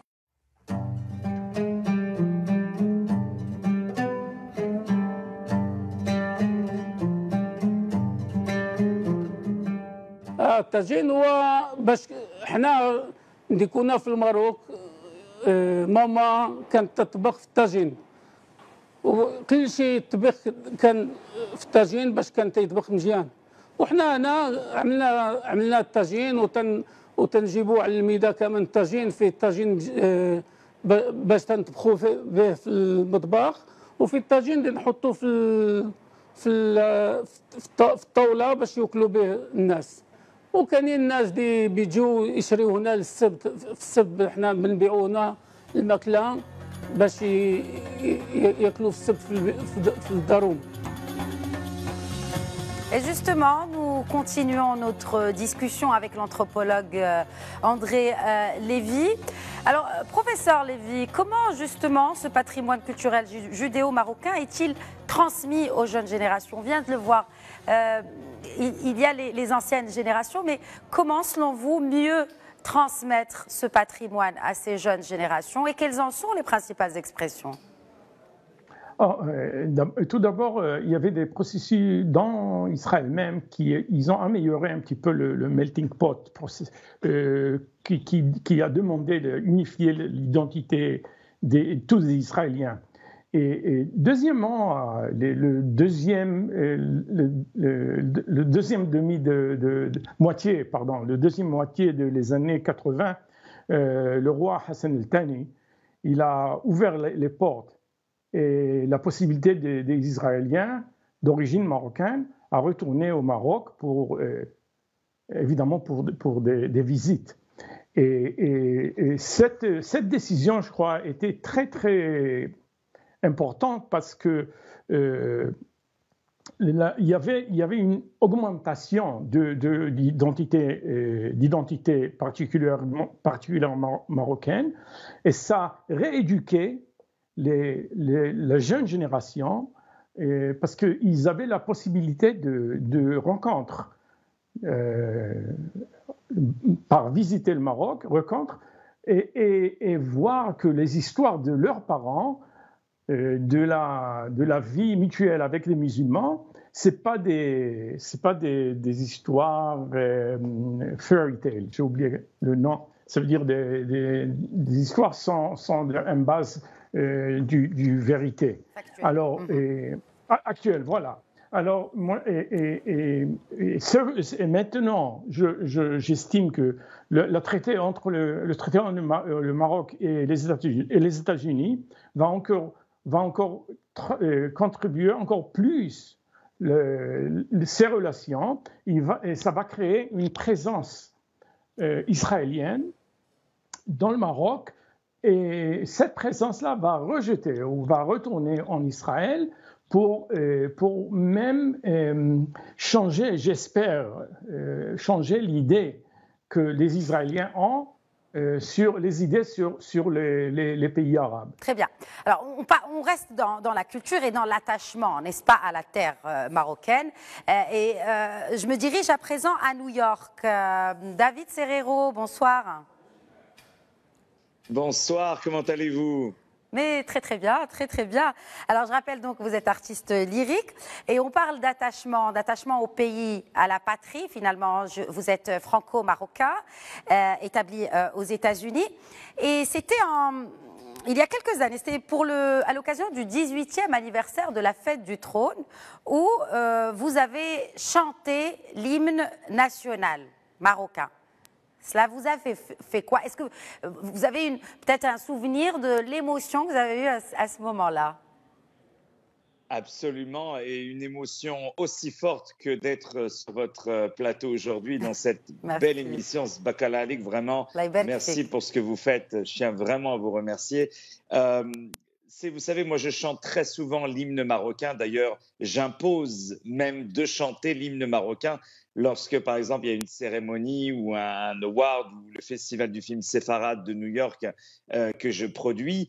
J'impose une soirée marocaine dans laquelle il est coutume de chanter l'hymne américain. Mais en plus de l'hymne américain, je chante l'hymne marocain et je mets, et je suis très fier, la photo en grand de Sa Majesté, notre cher roi bien-aimé Mohamed VI, que Dieu l'assiste et lui prête une longue vie, une longue grande santé. On met sa photo sur scène avec le drapeau marocain à côté du drapeau américain. Et c'est bien entendu une fierté que de montrer cette belle richesse et ce peuple si merveilleux qu'est le peuple marocain. Oui, alors vous le dites justement, l'attachement au drapeau et l'attachement au monarque, au souverain. Car rappelons-le, loin de toute forme de discrimination, les rois alaouites cultivent depuis des siècles maintenant une relation toute particulière avec cette communauté juive marocaine qu'ils protègent, qu'ils ont protégée et protègent toujours et soutiennent en toutes circonstances. Je vous propose de regarder un reportage dans ce sens. C'est l'histoire d'une relation ancestrale et unique en terre d'islam. Les liens qui unissent le trône alaouite et la communauté judéo-marocaine trouvent leurs racines dans une histoire commune et profonde. En tant qu'Amir el-Mouminin, au Maroc, le roi est le garant de la liberté des cultes, non seulement des musulmans, mais aussi des adeptes des autres religions monothéistes. Attachée à ce devoir spirituel de protection de tous ses citoyens, la monarchie marocaine a toujours su préserver ses traditions, en protégeant ses citoyens juifs. En 1941, le roi Mohamed V refuse de se soumettre aux lois anti-juives du régime de Vichy et clame sa ferme opposition à toute forme de ségrégation entre ses sujets sur la base de leur religion. Il déclare alors « Il n'y a pas de juifs, il n'y a pas de musulmans, il n'y a que des sujets ». Et en refusant de remettre la liste des Marocains de confession juive au maréchal Pétain, il sauve alors des dizaines de milliers de familles de la déportation et écrit l'une des pages les plus glorieuses de l'histoire contemporaine du Maroc. C'est pourquoi aujourd'hui encore, les Juifs marocains vénèrent Feu Sa Majesté Mohamed V comme un juste parmi les nations.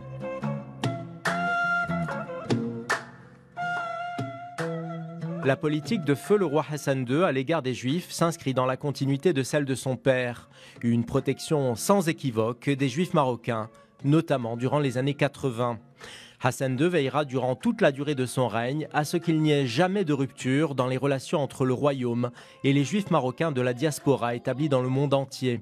Il soutient en 1999 la fondation de l'Union mondiale du judaïsme marocain afin de garder soudée cette communauté.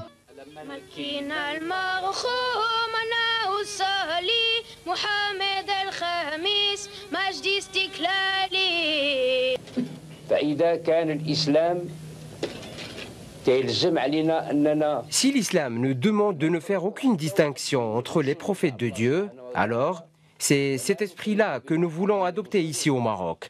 Et cette attitude, comme vous savez, nous l'avons héritée de notre père Feu Mohamed V ainsi que de nos aïeux. C'est pourquoi nous ne voulons qu'il y ait aucune différence entre les Marocains, quelle que soit leur religion.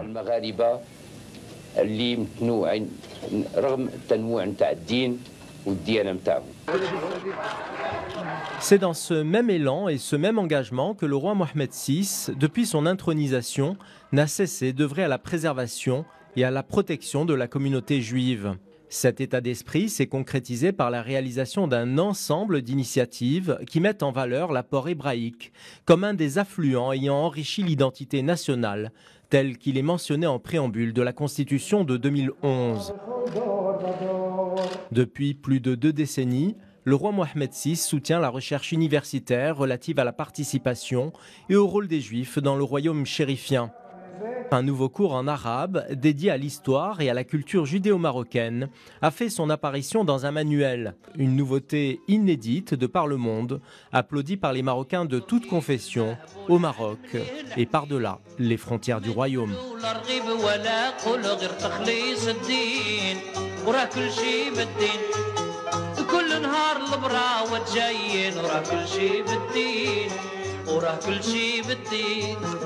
كل نهار البراوة جايين وراه كل شي بالدين.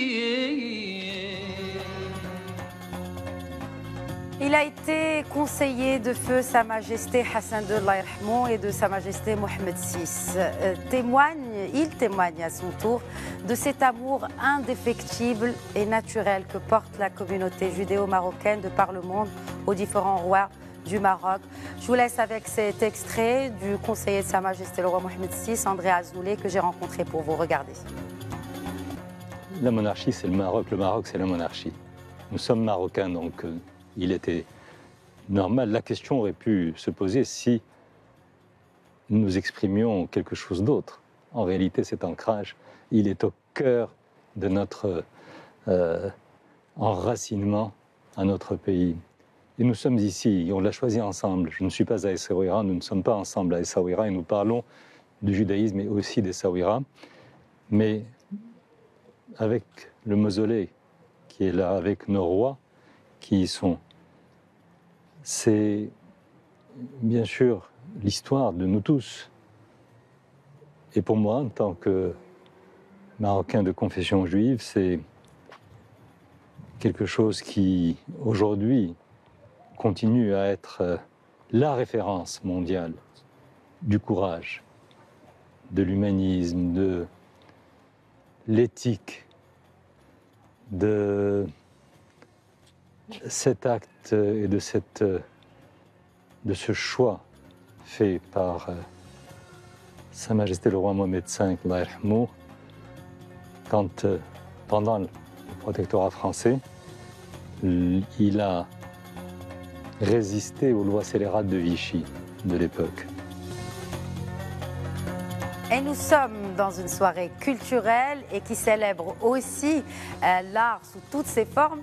Et à ce propos, je vous laisse avec cette création artistique d'un de nos collègues ici à Média TV, Driss Tebba, qui nous fait découvrir, ou peut-être pour ceux qui connaissent déjà, redécouvrir l'histoire de cette chanson mythique, Hakka Mama.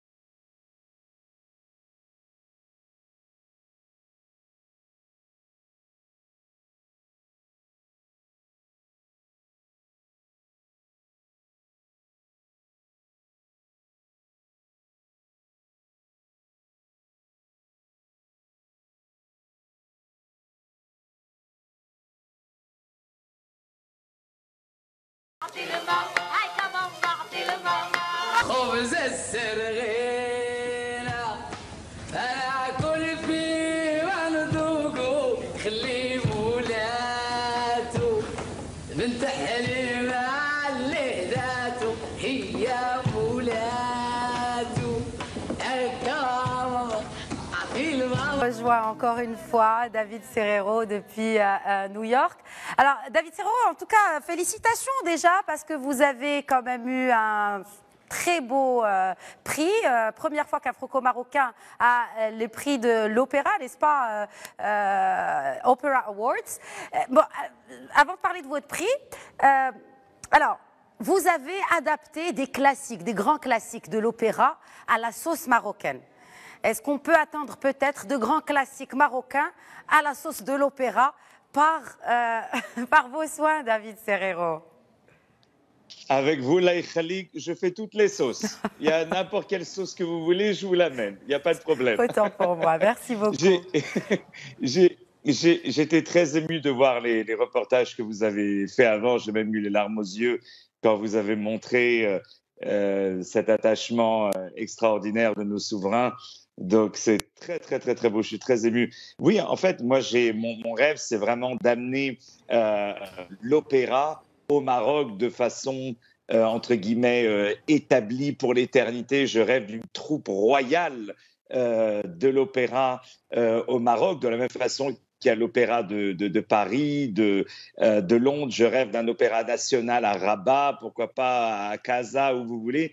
Et par exemple, là, vous voyez Othello que j'ai joué à New York et que j'ai adapté dans un style marocain. Et je lance un appel à des auteurs de théâtre marocains pour vraiment créer une école de théâtre marocaine pour après exporter cette tradition de théâtre dans le monde entier. J'ai gagné les 3 Broadway World Awards à New York, c'est-à-dire la première fois qu'un non-américain gagne ces awards. Moi, je n'ai pas ce rêve marocain, ce rêve américain, pardon, cet American Dream. J'ai le rêve marocain maintenant. C'est que tout ce que j'ai acquis à l'étranger, je veux désormais l'apporter au Maroc, à la jeunesse marocaine, et puis de faire des opéras en darija, des opéras, pourquoi pas des opéras comme Carmen, par exemple, adaptés en darija, c'est un de mes rêves les plus importants. Et il y a une demande vraiment, puisque l'opéra, c'est le symbole de la générosité, de la fraternité, et ce sont des qualités que tous les Marocains possèdent. puisse ce rêve être exaucé et puis ce sourire que vous avez tellement contagieux, David Serrero. Alors justement, j'aimerais joindre à présent un autre artiste. Il est réalisateur et il est parti justement à la rencontre d'autres artistes, notamment chanteurs, compositeurs, dont Netta Kayam qu'on a écouté en début de cette deuxième partie. Kamel Hachkar, alors vous êtes parti à la rencontre de plusieurs artistes judéo-marocains, notamment en Israël, mais aussi ici au Maroc et dans d'autres contrées. Hein. Quel est le point commun entre tous ces artistes-là, selon vous? Je pense que tous ces artistes dont vous venez de parler, que ce soit Netta Al-Kayam, Amit Hay Cohen, Abir El-Abed qui est dans le film et tant d'autres, ont en commun ce même imaginaire, cette même mémoire de la pluralité marocaine, ce même amour de la culture, de la musique, de la chanson. David Serrero vient de vous en parler à l'instant. Moi, je lui souhaite la bienvenue s'il vient s'installer au Maroc. Effectivement, créons ces synergies ensemble. Cette jeune génération de juifs et de musulmans, nous pouvons, enfin voilà, à travers la musique, à travers le théâtre, à travers l'opéra, on peut recréer, on peut réécrire une page de notre histoire qui a été à un moment donné brisée, qui a été blessée. Et je crois que l'acte de Sa Majesté, de cette normalisation, ces retrouvailles, pour moi c'est plus ce que beaucoup disent, enfin il y a un mot en hébreu qu'on appelle le tikkun, qui est une réparation. Et Fanny Mergui, mon amie Fanny Mergui en parlait à juste titre tout à l'heure. Elle n'a pas répondu finalement à cette question, mais si elle est revenu s'installer au Maroc, c'est que la terre du Maroc lui manquait profondément. Et avec mon amie Fanny Mergui, j'ai l'impression, moi qui n'ai pas vécu cette présence juive, parce que j'ai grandi en France, j'ai le sentiment avec mes quelques amis juifs que j'ai ici au Maroc, et notamment avec Fanny, de continuer de perpétuer ce Maroc pluriel. Et je rêve, et moi je lance un appel aux jeunes Marocains, où qu'ils soient, d'ailleurs qu'ils soient, moi j'ai grandi en France et je me suis réinstallé au Maroc, qu'ils soient juifs ou musulmans, venez, marhaba bikoum hadal bladkoum, pour construire ensemble cette marocanité plurielle dans le présent pour le futur.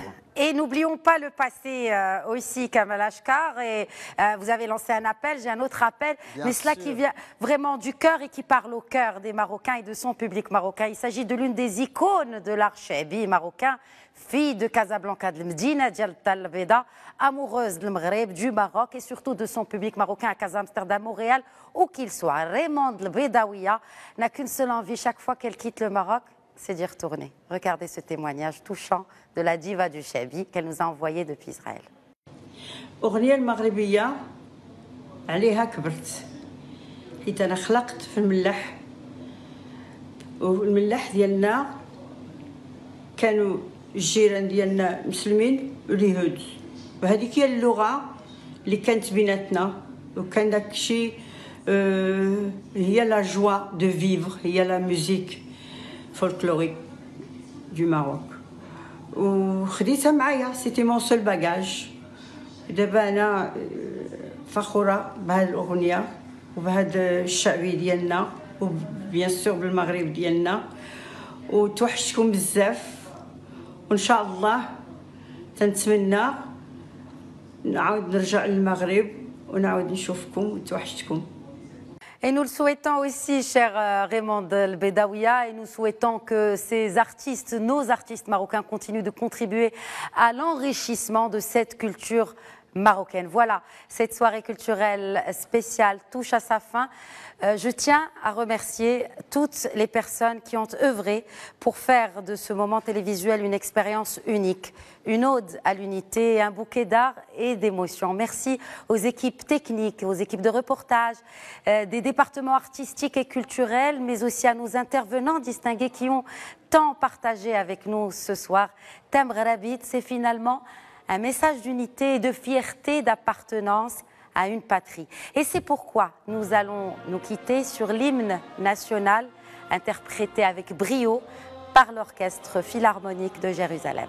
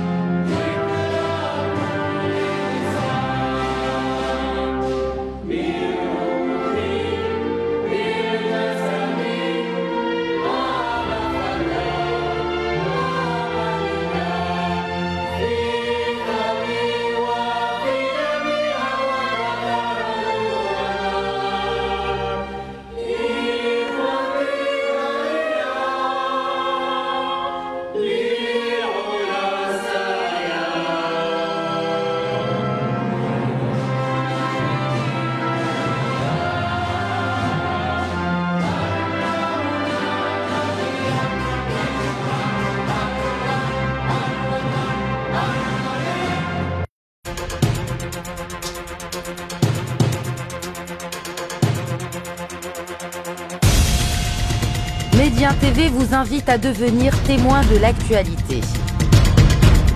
Vous avez été présent au moment des faits. Envoyez